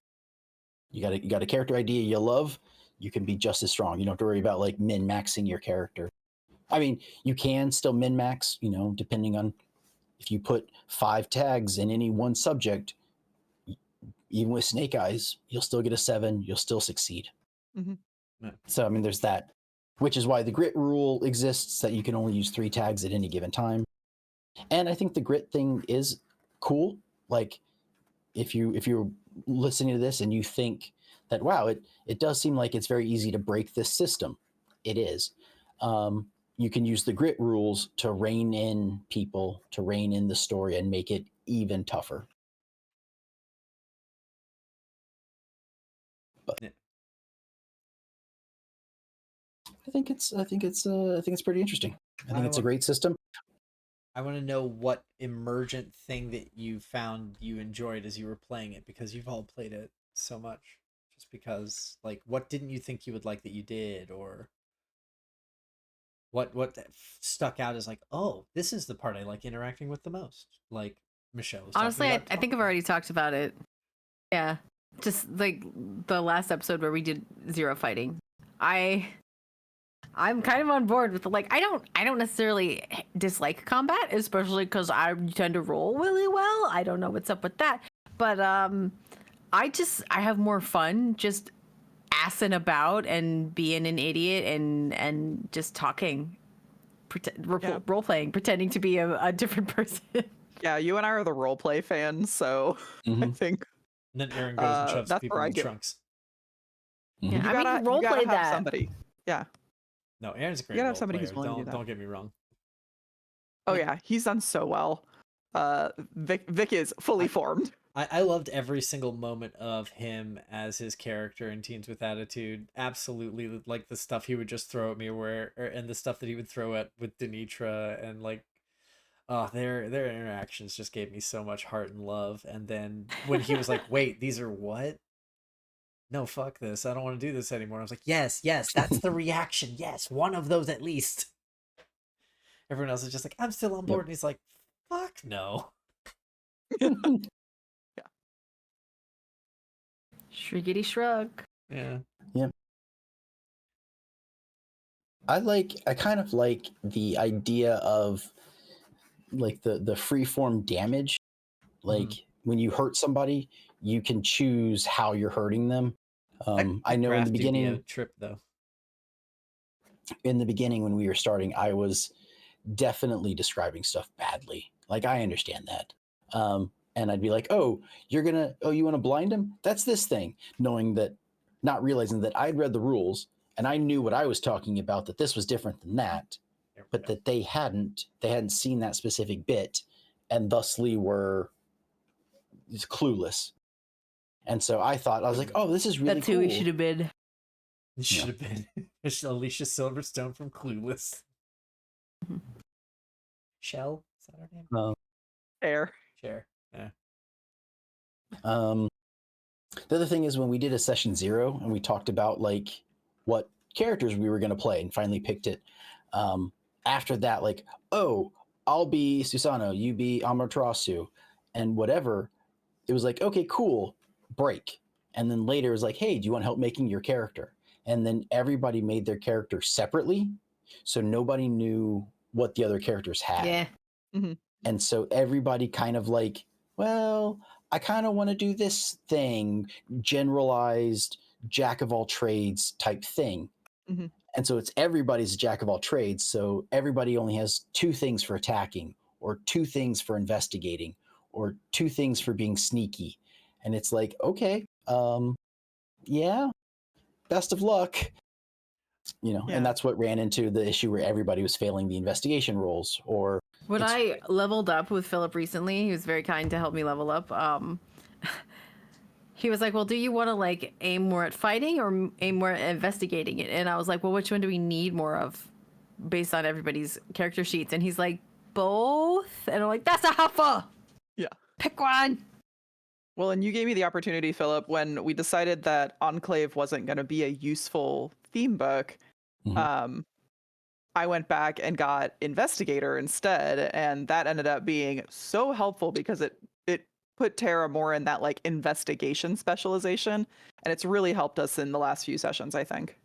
Mhm. It's definitely like your aim anyway. When the fighting comes up, you're like, "See ya."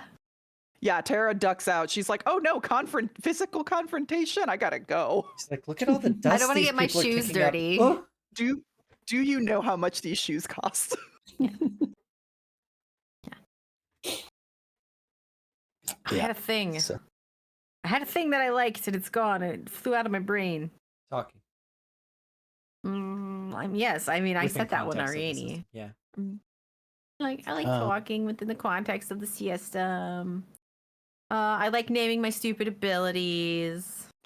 I do like the perceived freedom of that's what it was. I like that you can just go, I want a spell, basically, quote, kind of, that turns me into water, and then I want from there to be able to jump into a puddle and appear in another puddle. That's not in any book, right? I just decided that that was a cool thing that I wanted to do, and I can. That's neat. Just come up with your own bullshit. Yeah. That's cool. I also like the perceived freedom of doing whatever you want with these abilities and pushing them to do other things with them. I don't like, that's what the thing was. I wanted to try and jump into some puddles near the bar and show up on the condensation of a mobster's glass so that I could listen into their conversation. And Philip's like, that won't really work with your mass. And I'm like, fair enough. He's like, you could, like, what is it called again? Stop holding back. Stop holding back. You could stop holding back and do it. And I'm like, I don't want to do it bad enough to risk, like, burning this thing, right? Like, it's a cool idea, and I would love to be able to do that. But also, I could just go sit next to the guy and hope he keeps talking, right? Mm-hmm. So, yeah. I think the fights, the fight that we had with Delia, the shark lady, like, I know it had some issues originally, like as we were playing, where people didn't know what they wanted to do. Mm-hmm. Like, I was like, spoiler for Shark Tank again, she begins to, like, fill the room with water. So they're in a convenience store, and one of her things is she can just flood the room. But because I can't do anything without the reaction of the players, I had to, like, it was like, okay, she walks into the room, and you're like, oh, who are you? Jaws on the loop. Yes. But it doesn't get any faster. Yep, just exactly the thing. Yeah. I was like, the avatar of the sun is in the back room out of the water going, not going in there. And the avatar of alive. Yes, the guy, the avatar of fire is in the water trying to get away from the water. Meanwhile, the avatar of storms is like, what's the big deal, guys? Calm down. Yeah. It's just water. But yeah, like, it was, so I slowly flooded the room, and that's when, like, Tara's character hid in the back room and didn't want to get in the water. Aaron's character is, like, climbing up onto, like, the shelving of the convenience store to try and stay out of the water because she's circling in this water. Mm-hmm. She's a shark. She's a shark. Don't get in the water with that's the shark's house, man. 100%.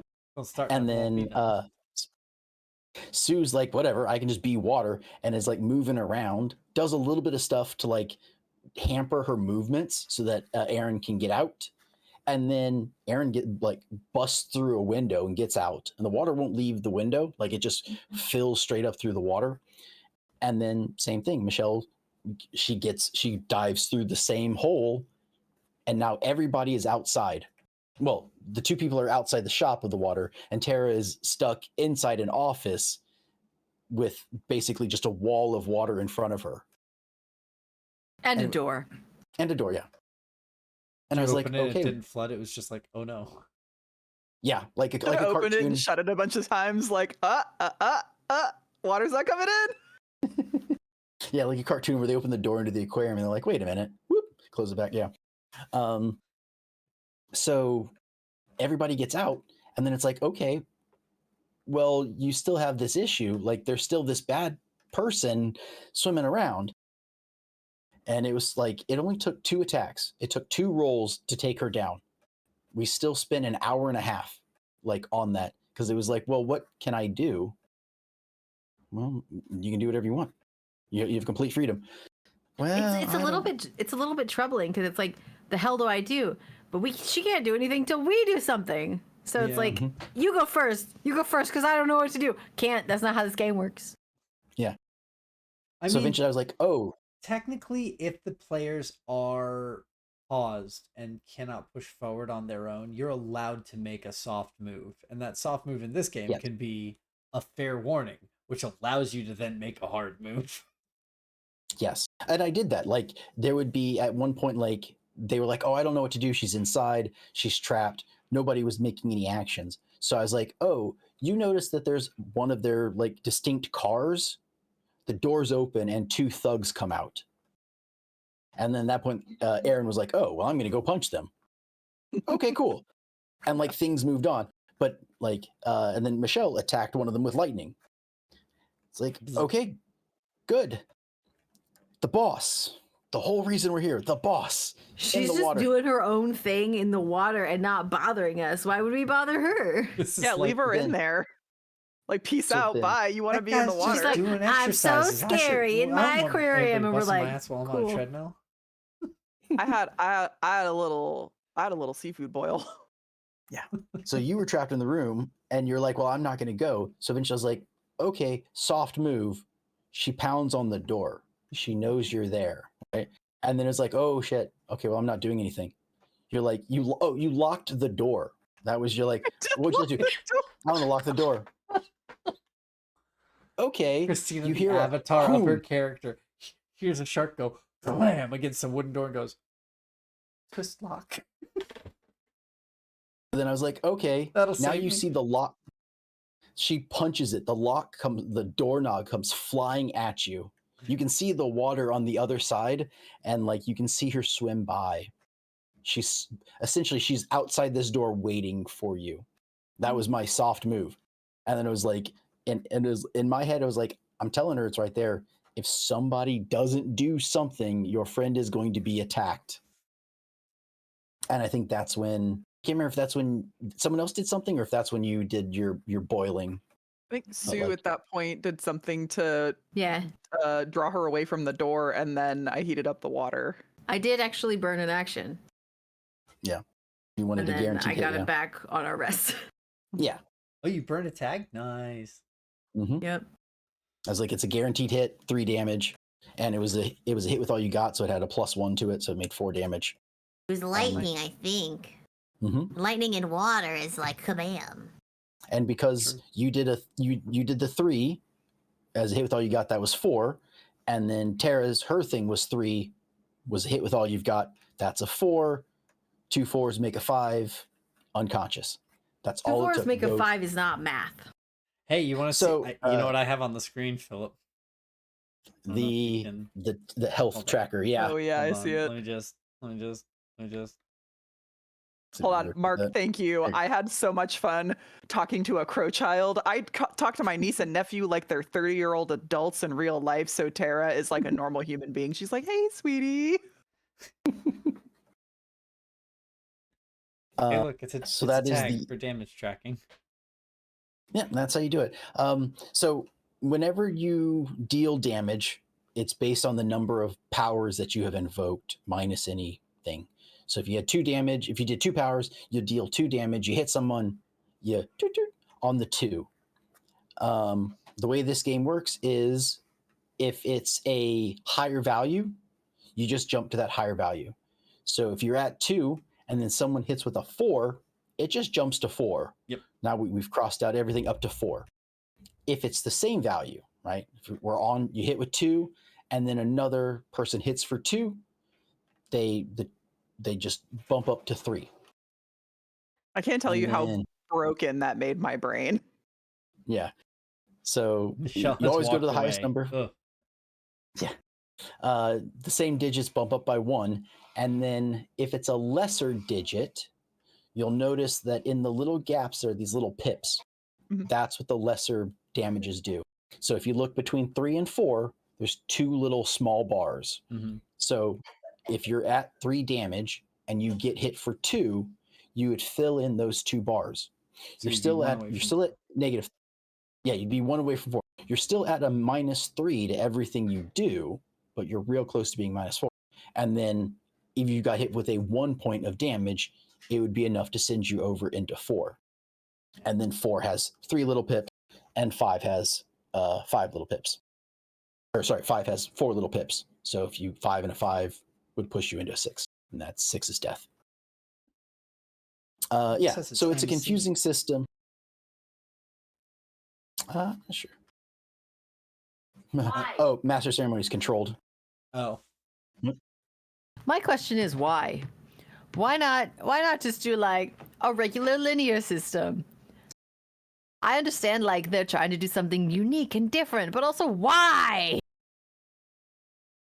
Yeah, I'm not sure. I guess they wanted to make the powerful things seem more powerful, like they have an effect, but not make it so that the small things are useless afterwards. Because if you got hit with a 4, like if you were shot and then someone tried to like punch you weakly, like that shouldn't kill you, right? Like that shouldn't bring you from a 4 up to a 5 because it's just a 1 more point. yeah. But like being shot twice is much more impactful than shot once and then slapped once. So I think that's what they're going for. They're trying to be like the big things together will kill you, but it takes a whole lot of little things. 5 slaps won't knock you unconscious, but 2 gunshots will. Yeah. So I think that's what they were trying to do. They yeah, tried to give Powered by the Apocalypse health. And the problem with that is that the only thing that Powered by the Apocalypse ever gave a shit about was something called harm. Like the max value for that is like 4. And so if you, as a group, just wail on a dude, you hit usually for like 2 if you roll really well. They're just going to fall over. And also it doesn't help with the scaling of the negatives, because this is also how you track for players as well as for enemies. So yeah, if you're trying to get hit and 2 people shoot you, which I'm sure is not an unheard of occurrence in City of Mist, people have guns, and that's a 3. Well, a 3 and a 3 is a 6, you're dead. No. 3 and a 3 is a 4. If it were linear. Oh yeah. If it were linear, yes. And so it's like, well, we don't want that, but we also don't want people getting to like -10, because that's useless anyway. Because at that point, why do you have dice anymore? So exactly. I think that's the idea, but I will say the Fibonacci sequence of addition that they put into this shit is a little bit ridiculous. Yeah. I get why they did it, but it was very difficult to wrap my simple reptile brain around. Yeah, when you're used to like, oh, I have 60 HP. Anything hits me, just subtract it from the 60. Oh god, 0's bad. The lizard brain that I get from Daggerheart still to this day, and the fact that I cannot believe they still have not changed that armor system. Yeah, it's interesting. Hope it's good. I love it, but it is not understandable for someone who does not know tabletop games. You would love it just as much as this, Christina. It's like the maximum amount of damage a character can take is 3 at any given time, and you usually have around 6 health. But the numbers that things hit you with are like 27, and that reduces What doesn't make any sense. Down to 3, because you have thresholds for how much damage you can take. And you can spend armor to reduce that big number into a slightly smaller number, about 6 times. And it makes way more sense to me. I don't know. It still feels linear because you have subtraction. One big line, and then you have the little like blockers basically. The problem is, and those are linear too. In this game, 1 and 1 is 2. Adding 2 onto gets you to 3, not 4. Adding 3 onto 3 gets you to 4, not 5. 4 onto 4 gives you 5, not 6, and 5, not 9. And adding 5 onto 5 gets you to 6, not 10. So when someone asks you, what's 6 damage? You wouldn't know that the answer is like, what is that, 17 or something? Well, yeah, so depending on how you got hit, it would depend.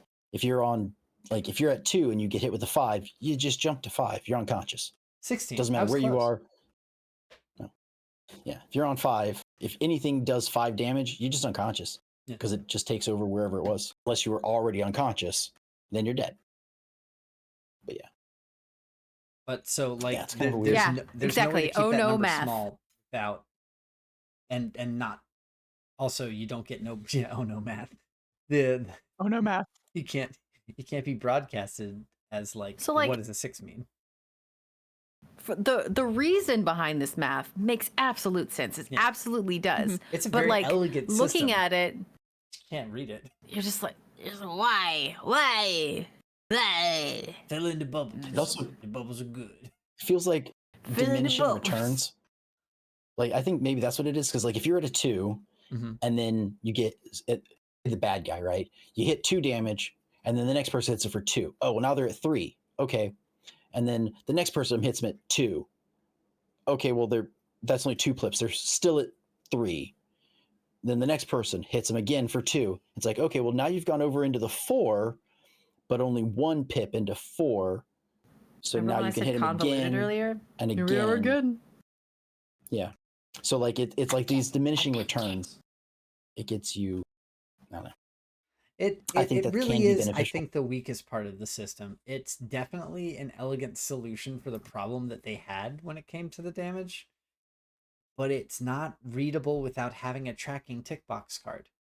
And they Yes. definitely give you a bunch to print up. There are so many here because they know that you are There's going to 9 need on this card to have any concept of how this works. Even Yep. looking at the card right now, even though we've just explained it, I'm still going, what? What? Where do I add the thing? Jump to So the I did number if 2 it's damage, bigger, and then or I did tick then I box. did 4 damage. Do I add 4 tick boxes? Am I at 3 and 3.2 right now? Where am I? don't know. Always think go to the largest number. the- If you the were at funny 2 and you thing- get hit with 4, now it's just 4. The funny thing is, if you were at 3 and you got hit for 4, technically that's inefficient. You should have just given 4 pips because that would Yeah. have been stronger. Yeah, it would be better to hit someone with a 4 and then a 3 rather than a 3 and then a 4. Like it's the same thing. It's just flipping them. Yeah, That's But makes all the ridiculous. But Is it that makes not difference. ridiculous? It's a little ridiculous. That's that is ridiculous. It's completely untrackable without the cards, but with the cards, it's at least understandable. Ish. Understandable, but still weird. Ish. No, I agree. That's why I wanted us to talk about this because of all the systems that I really like in this game. The iceberg. You're making the, you're making my face into a thumb right now. the tracking damage is, I think, the thing that me, math brain boy, looked at or heard on the thing, and I was like, I don't understand what they're trying to explain to me with words. And then Philip showed me this card. I was like, oh, I get it. That's terrible. No one is going to be able to understand that without that card directly in front of them. Yes. It does solve their problem. I'm glad Philip does, because I'm just gonna keep rolling the dice and you tell me when it's dead. Thanks. It's basically as strong as Thaco at making it so the players don't know if they're hitting. Yeah. That says something. Did I do a good? No? Yes? Still at 3? Is he? Is it he's at debuffed? 5? Is it What dead? do? I don't know what's happening. Can we just go back to asking questions, please? Me, I burn fish, make go bad. Mm-hmm.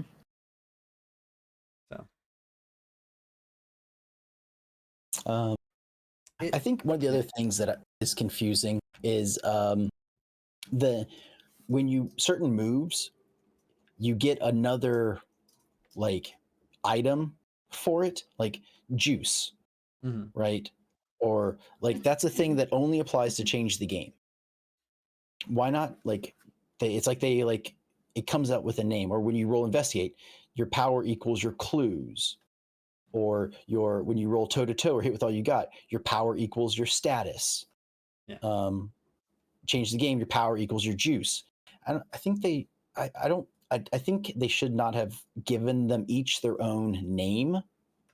You think they should have And unified it all into one measurement system? Yeah, which I think they did change in their newer system, but Is that Legends? I don't know. List? Or are you Well, talking so about, it doesn't have a for name Cyberpunk? technically. Oh, okay. You're talking about the one that's still in production. Gotcha. Yeah. So this city in the city of Mist like engine is one thing, and now they have another one which last I heard was like powered by the Mist Mm-hmm. as their like possible name, but they weren't sure. That seems like laziness. They should go with, if they're gonna go there, they should just do powered by the Apocalypse. Ha ha ha ha ha ha. But yeah, so like I said, I don't know what their newest title is. I apologize, Son of Oak, but you know, they were still working on it last time I heard. I don't. I know that This is what Legends you of the get for Mist is out torturing me now, every and other it's- Sunday. He said, Well, it's the Kickstarter is done. You can pre-order it, but it's not written. Oh, I see. Both But they definitely have both like other released states. a bunch of like pre-release how the system works and stuff, at least Mhm. in current state. It's a Yeah. bit more streamlined and it's a bit more fantasy-y because it's supposed to be their D&D flavored City of Mist game. So, you know. Yep, 100%. Ton of mist. But yeah, so like that's one of the things I wish they wouldn't have done. But yeah, when you change the game, you get juice, and juice allows you to do these things that lets you just change There are the too many game. names for things. There's too many trackable pips. We have And then you tag can like you statuses, can clues, bank juice, stuff. and secondary characters, which we didn't even talk about. You can And have little hurtedness. minions. You My can hurt, my stack. helped. Oh yeah, the hurt and help boxes. Hurt and help. You can always bank clues and bank juice. Mm-hmm. So like you can ask But I a always question. forget about them. Yeah. And then it's like, oh, well, I don't have a question yet. I want to save that. Yeah. Okay. You can ask me a question later based on the same way you got this information. Or juice. Like if you got 2 juice and you're like, oh, I want to use one of them to give myself body armor. What do you want to do with the second one? I don't know yet. Drink Okay. it. Well, it'll be something it'll be in the trunk. Whenever you figure out what it is, you'll pull it from the trunk. That police officer. That's the juice. Yeah. Yeah. I need a gun. Oh yeah, you're taking his gun from the trunk. Yeah. Excuse me. Give me that. Thank you. I like how one of the things was like, oh, you can change the game. This carton, this like crate out here is weapons. Oh, I break it open and I pull like a weapon out of the crate. I use my 1 juice to create a weapon that's one-time use. So you just sort of spray and pray. You got your +1. You're out of ammo. You throw the gun away. Yep. Even if you're not out of ammo, it's noir. You broke a crate open for it, you throw the gun away. Yeah. No sense in carrying that Used with you all everywhere. It's heavy. Yeah, you used all the ammo in 1 round. Yeah. Absolutely. Spray. Yeah. Which is some of the weird stuff. Like I was telling them at one point they Sheep opened the safe and they got a shotgun and a pistol. And I'm like, okay, they're tags. They each give you a +1. And they're like, wait, I only get to use it once? Is there only 1 bullet? It's like, no, but there's only 1. It's only a +1 ever, and you only get to use it 1 time. Someone was like, I heard someone else playing the game, like a YouTube, and they're like, oh yeah, you found this gun. Here's a +1. And it's like, okay, I shoot the person. Okay, the gun's gone. He's like, wait, what? Was there only like 1 bullet in it? Who brings a gun with 1 bullet? Like, no, that's not how the system works. You just used everything in your turn. What? That's something that's important to mention in this game is that the turn order is not. It's not a turn order. Yeah. It is you have it's not. you have a scene take place and you roll to see how well you do during it. Mhm. Then You still don't get to keep the items you pick up. If you want to have an item that you keep forever, you need to have leveled up your card so you can make it a tag. yes. Yep. Which is cool. I love that. I love that if you're like you find a super badass, like you find the what the hell is it called? Reed cutter, I guess would be a good one for you guys with your mythos. Yeah. It's like the traditional raiment sword of the Japanese folklore. Or you could find that if you sword that was found in that- Orochimaru or something. But so Oh Mhm. yeah. But Yeah, let's I see. could make that a tag, its own relic tag that one of you has. And then you could like And you blow up one of your tags to get it. This I is mean, where there I are say, ways. I'm glad that you like things. I like being able to pick up stuff and like have it. You can. I can make that a tag for you. It would be your 5th tag. But don't I have to level up to get another tag? No. It would be a 5th tag. If you want to keep it after that Sorry. investigation. No, okay, let me rephrase it. I'm talking about like permanently. Forever. Let me Add to rephrase it. inventory. Theme. It would be a 5th theme for you. Yeah. Currently, Christina has What's a theme? 5 Can you define a theme for me? expression, Card. personality. Okay. All right. Yeah. Mythos Logos. Yeah. Currently, Christina has 5 themes because she still has the Enclave. It's kind of useless. Like we realized after we made it, like we It's can't got ever. good food.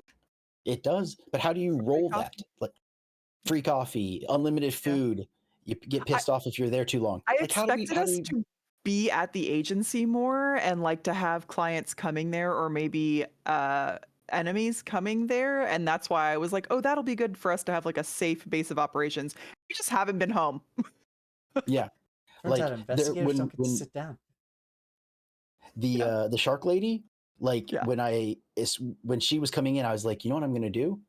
I'm gonna have them do stuff, and she's gonna come pounding on the door. Like that's Yeah. gonna be your first sentence of who she is. She'll pound on the door, but then there's a tracker on it, and you guys failed enough times that it ticked over, and I even like pushed it further and further. And I was like, okay, the game says if you fail this many times, she shows up.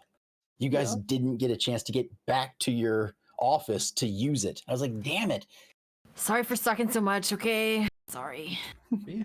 But so Christina has 5 theme books right now Mm-hmm. because she still has the Enclave. Theoretically, if I should probably read more and figure out how you find it. But yes, if you found a legendary Japanese weapon that one of you wanted, I could create it as a relic and give it to you as a 5th tag. As a 5th theme book. And technically, And that's permanent. Those kind of themes don't. You can just have them temporarily too, and not pay anything for them as part of like an investigation. And then it's, if you want to hold it over permanently, you're like, I like this sword. It's pretty and it looks good on my hip. Then is when you have to start deciding what you're doing to earn it. Well, so if I remember correctly, when you do that, it becomes nascent. So you would you'd have like the sword, and it would have 1 power tag and a weakness. 1 power tag, 1 weakness tag. And then once you're able to invoke the weakness, then you would get a 2nd power tag to it. And then eventually it becomes a full tag. Oh, sorry, a full theme. Like on the character sheets, they're like strips. Why does Christina of get 5 tags. themes? Because her house is useless. Yeah. Because the Enclave is useless. One's I'm the kidding. office. Yeah, it's the office. So One's just a house, and it she's ever nouveau became- riche. You got to give it to her. That's true. She gives me money for Coke. It's fine. And And pizza. not cocaine. Coke, like Coca-Cola. Like a I soda. got real worried. What kind of game is this? But yeah. So there's a bunch of things like, and I don't even know the full rules of all this stuff. Like I keep trying to read more and more of the book. I'm sure there's parts that I'm missing. There's so many pages that I'm sure there's times where I'm like, oh, Why I did did book this wrong. sideways? They were 'Cause he had it- 'cause sideways the- because I had them sideways for the cards. They're back Yeah, normal. the health now. cards are sideways. It's a bit more of a Finally, sh- some answers Yeah, that you had on the screen. That's that's if you solve your that's mystery. like that's once you've solved the mystery of your character, not the crime mystery, the mystery of your character. It's how you now add a new mystery to keep that going, or maybe you choose to lose that theme and you want to replace it with something else. Mhm. You know, if you're You have what you have what at least happened to 5 my things parents? you're investigating at any single time. Damn. Mhm. You do. So it's like this game is designed to be a forever game. Well, as long as you don't get 12 checkboxes, then you go away.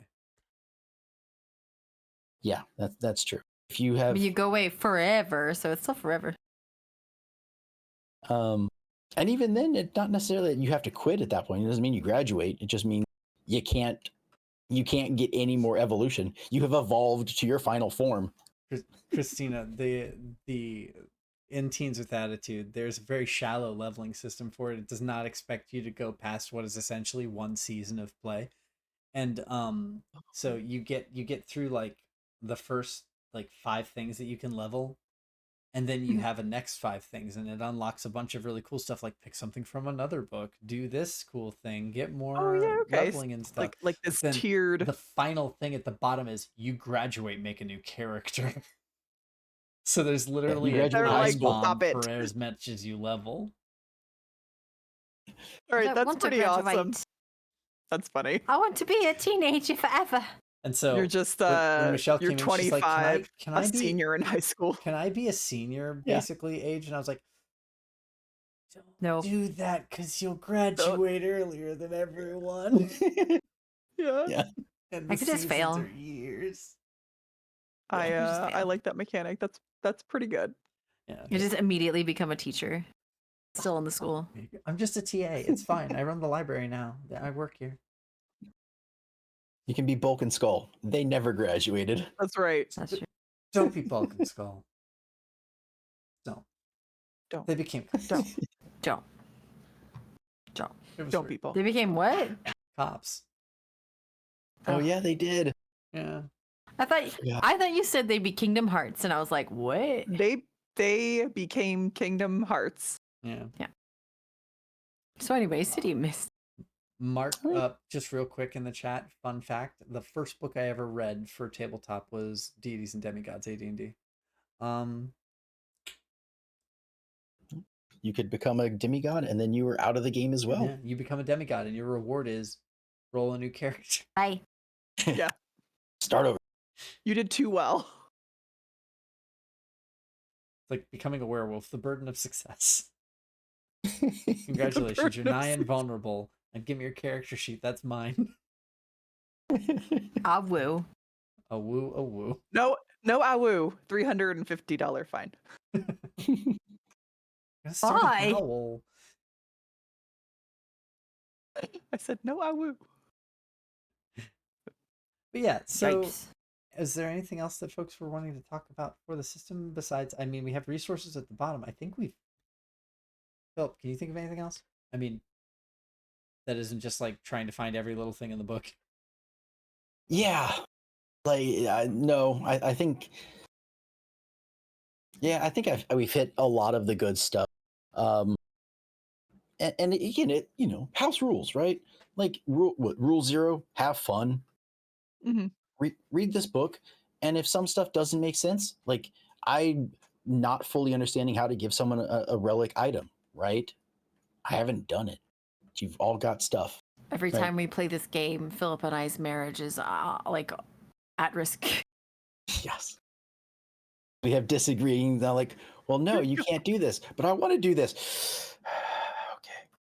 Okay. Which one of us caves? It's you. But yeah, I think It's it not should true. just be you do whatever sounds like fun. If the rules start to get in the way, right? Like you're reading one of these things and it's like, oh, we can't do it this way, and like I need to get better at this. Like I'm too much of a rules lawyer, and so Saw the Michelle's face like, that I was making. Are you? The Like, least Michelle- rules lawyery GM I've ever had. like Michelle would be like, oh, I want to do this thing, and I was like, well, that doesn't make sense. You're like with the water, right? You're like, well, but you turn into water. Like, how are you going to fit your entire body into a shot glass or a pint glass? Like, that doesn't make any sense. And Just you're a like, little but bit of stew. Just a little bit. Well, I want to do that. I think it'd be really cool. Well, yeah, but it wouldn't make any sense. It could And just it's be like, her screw it. ear, It's which cool. is how she's hearing. Yeah, it could just be cool. Just let it go. We never discussed if I had like my human mass, right? So in the moment, that was Philip's ruling, and I just kind of had to be like, okay, well, I thought it would be cool, but fine. And for me, I at the time I was feeling like I wasn't getting a whole lot of inspiration. And so that was the first thing that had really like inspired me in a while. I was excited to do it, and he's like, no, and I'm like, okay. Mm-hmm. Yeah, and I should just been like, it's cool. Like, yeah, perfect sense. No, it's a game. Also, just look at it. You wanted us to hear what those guys were saying, no? Exactly. And I let my own like rules of what should be happening. You logic trap yourself pretty hard, Philip. I've seen it happen plenty of times where you're just like, that doesn't make sense to me, so I couldn't allow it. It's like, you can, and you should. Yeah, it's fine. You're God. You can do whatever you want. Exactly, and so that's what I'm trying to get better at, and that's where I'm just like, you know what? This is a good game for that, certainly. Because this come game up with definitely random stuff. Is like, hey man, I was so excited to be condensation. Yeah, it's not a physics engine. Just be mop bucket water. Have one of the other characters roll you up. Set you on the wall. You just hear a tiny like as somebody's mopping. Yeah. My baby. She said, Mom, it's bedtime. Mom, it's bedtime. Babu. She's like, put me down. I shan't.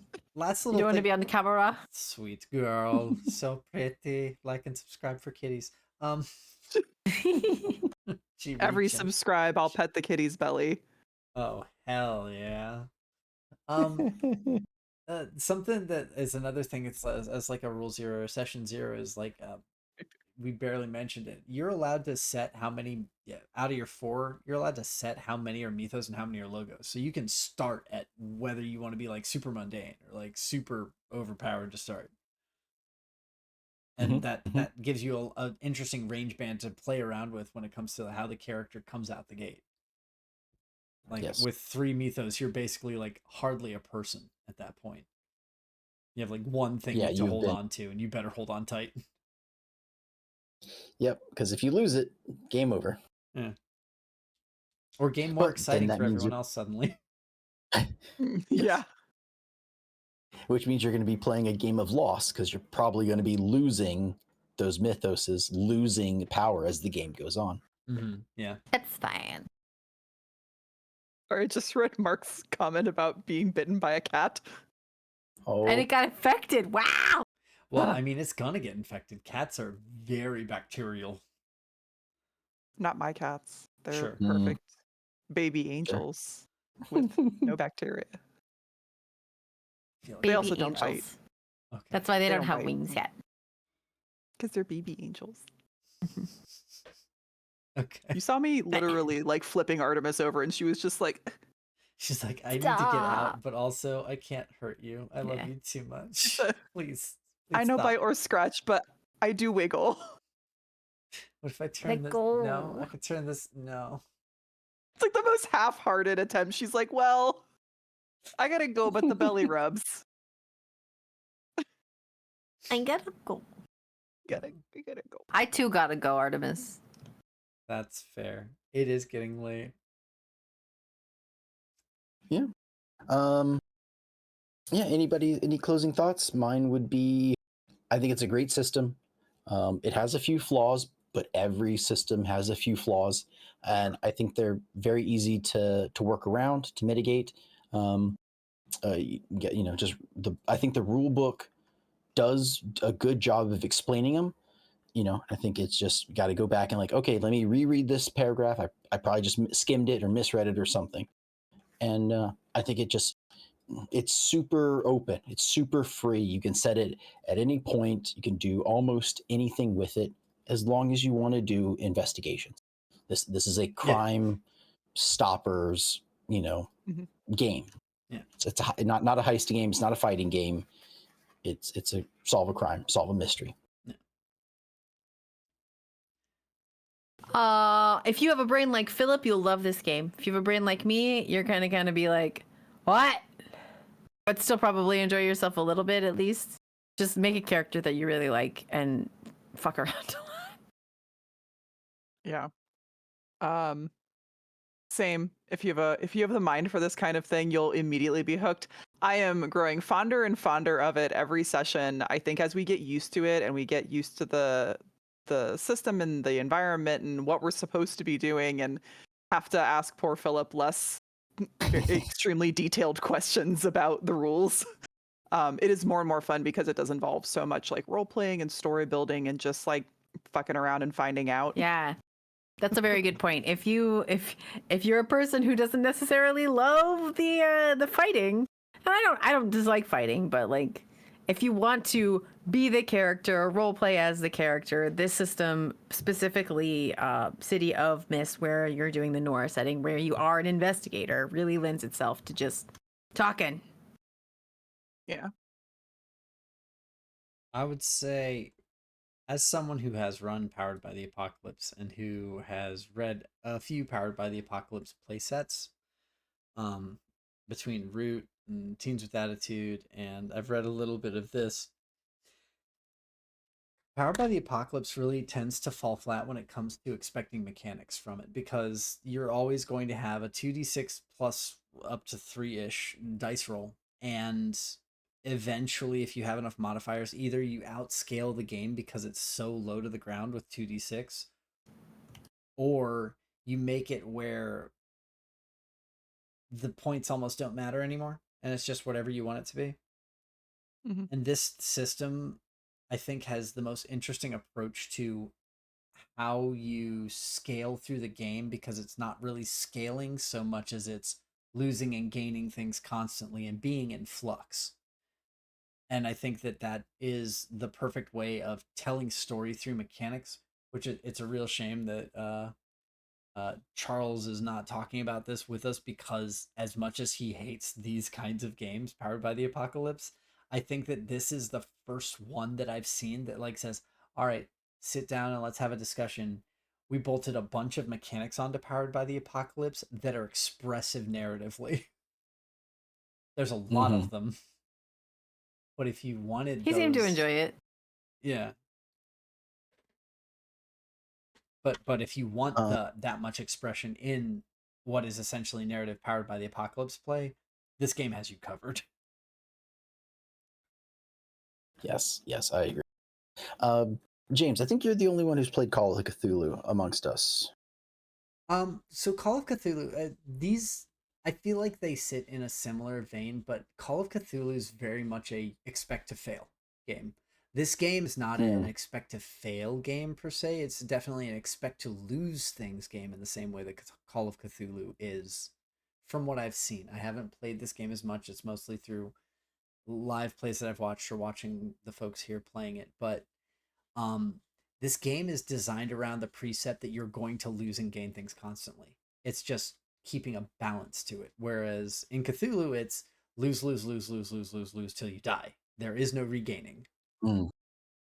Okay. It's just Cthulhu is a grind down process. You never really regain sanity in a way that's meaningful, and you are always constantly losing it. So eventually you're going to be a gibbering mess, no matter what you do in Cthulhu. And if a snake bites you wrong, you die. Wow, okay. Tiki's character almost died to a snake bite. Yes, this was after she got bit by a snake. Like in real life? Well, that sounds like a lighthearted and fun time. You can die by somebody shooting you once. So it's very much like in real life. Yeah, like a real life person, because that's basically what you are in that game. So the concept in that game is very much a don't get attached to your character, build a fun character, but be ready for them to die at any moment and look for cool ways for them to die. I love this for everyone who plays it. I'm very emotionally attached to every character I create. But so here's the way that I'll posit it. Like for me, I love characters, but if a character goes out in an awesome way, like Keaton from Gurren Lagann, I love him. Would I love him as Why you much? gonna bring up old shit? Would I love him as much if Liberame from Hell did not exist? Probably not. Because it is perfect. And so, if you know that your character's going to go, at least they're gonna go in a mythologically fanfare appropriate way. Let's have Brynhild die and Ride of the Valkyries. Let's go. Right? It's Doctor Strangelove, you ride that bomb down. yeah, exactly. Like the idea of ending a character well is an important concept, I think, to storytelling that not enough people want to do because character death feels too much like real death for them. But I think that it's a good I'm here to practice. escape. Yeah. But I think it's a good practice to allow your characters to die. Yeah, I think Well, I think if you're writing a narrative or you have like a good story driven reason to do something like that, it really can it can help can the be the best impact of part. that story so much. Yeah, it well, you know, it really like, especially if you haven't you've invested a lot of like emotion into that character, but for me, not for me. Yeah.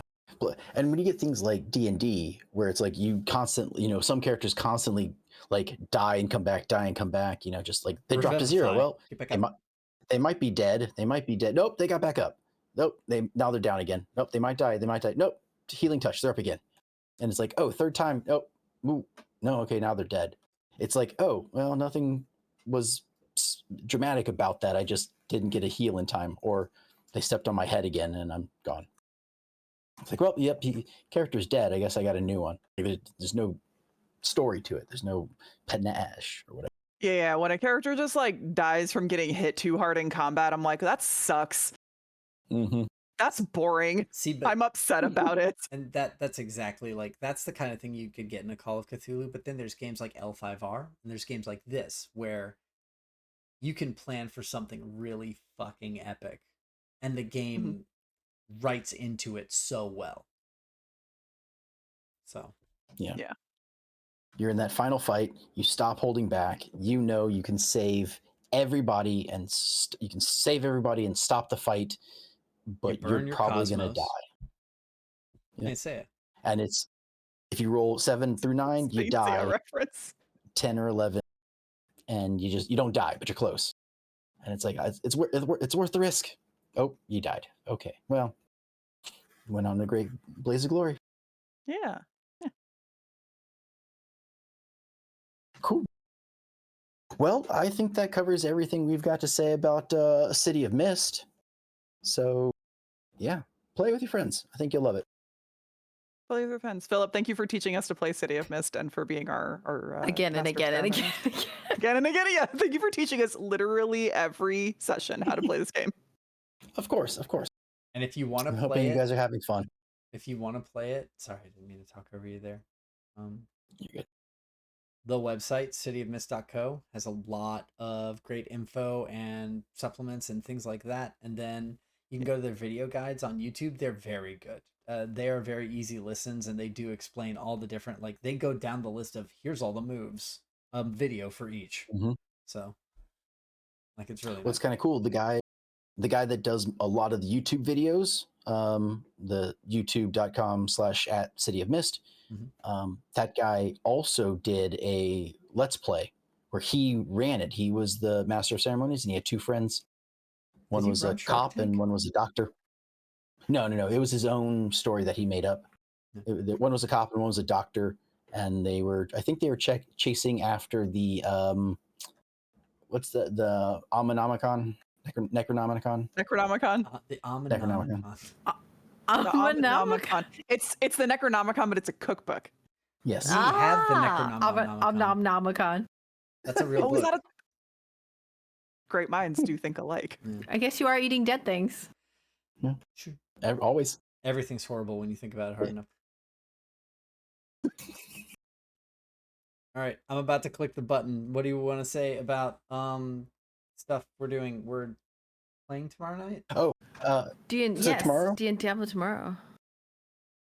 At approximately 10 p.m. Eastern, because we always start late because wrangling Aussies and New Zealanders is hard. Yeah. And then the following week will be my two games. Friday will be Splinters of Faith, and Sunday will be City of Mist. I call it Shark Tank, but we're sort of in the hiatus of that case, we know what we have to do. There's just a little bit of a time gap, so they're solving a art heist. Hopefully wrapping it up before we go to the gala. Yes. And the Yes. gala. Because we're gonna die there. We are going to die there. What? Okay. I mean, it's 3 investigators against an entire mafia family with godlike powers. When... Yeah. We've got like powers. Doesn't look good for us. But, you know, Tara's an eternal optimist, so. We gotta be real sneaky. That's It'll what at I least- should have put my new skill in. Yeah, sneaky. I look forward to seeing it. I think it's going to be very good. Thank you. Thanks. Well, we are Very cool. +1 shot. This has been another +1 shoot the shit. We hope that it was helpful for everybody in learning about the system. And tune in 2 weeks. We'll do another one of these. I think it'll probably end up being a Charles ran affair. If not, I could always. I got Girl by Moonlight in my pocket. Oh, yeah. If it's a Charles one, is it the 14 TTRPG? Maybe. I don't know. It depends. All right. Listen, it depends on whether he wants to talk about it in 2 weeks. Yep. But if not, That one yeah. or Girl Christina, by if Moonlight, you said? If you want to come back and hear about this lovely game. Uh-huh. Magical Girls? Tragical Girls. They're very sad. Tragical Girl. Oh, sad Magical Girls. Yes. Madoka. So Madoka. They have Madoka. Madoka is Still one there, of the but, like, themes. I'm ready to cry. I'm ready to sob uncontrollably. There's literally a mechanic for a downtime activity that 2 of the teammates can participate in, which is just have a fight, and it has mechanical benefits for you. Slap each other. That's All my right, boyfriend. Going into a system that is inherently unhinged, I think I could probably get a little chaotic. Okay. I'm not gonna keep sidetracking us and keeping you hostage here, everyone. I release you for I have another 2 Stockholm weeks syndrome. It's fine. into the world. Yes. And Cool. Goodbye. bye, everybody. Bye. Bye. All right. Oh, it's so tiny. That. And then we're gonna turn off mics.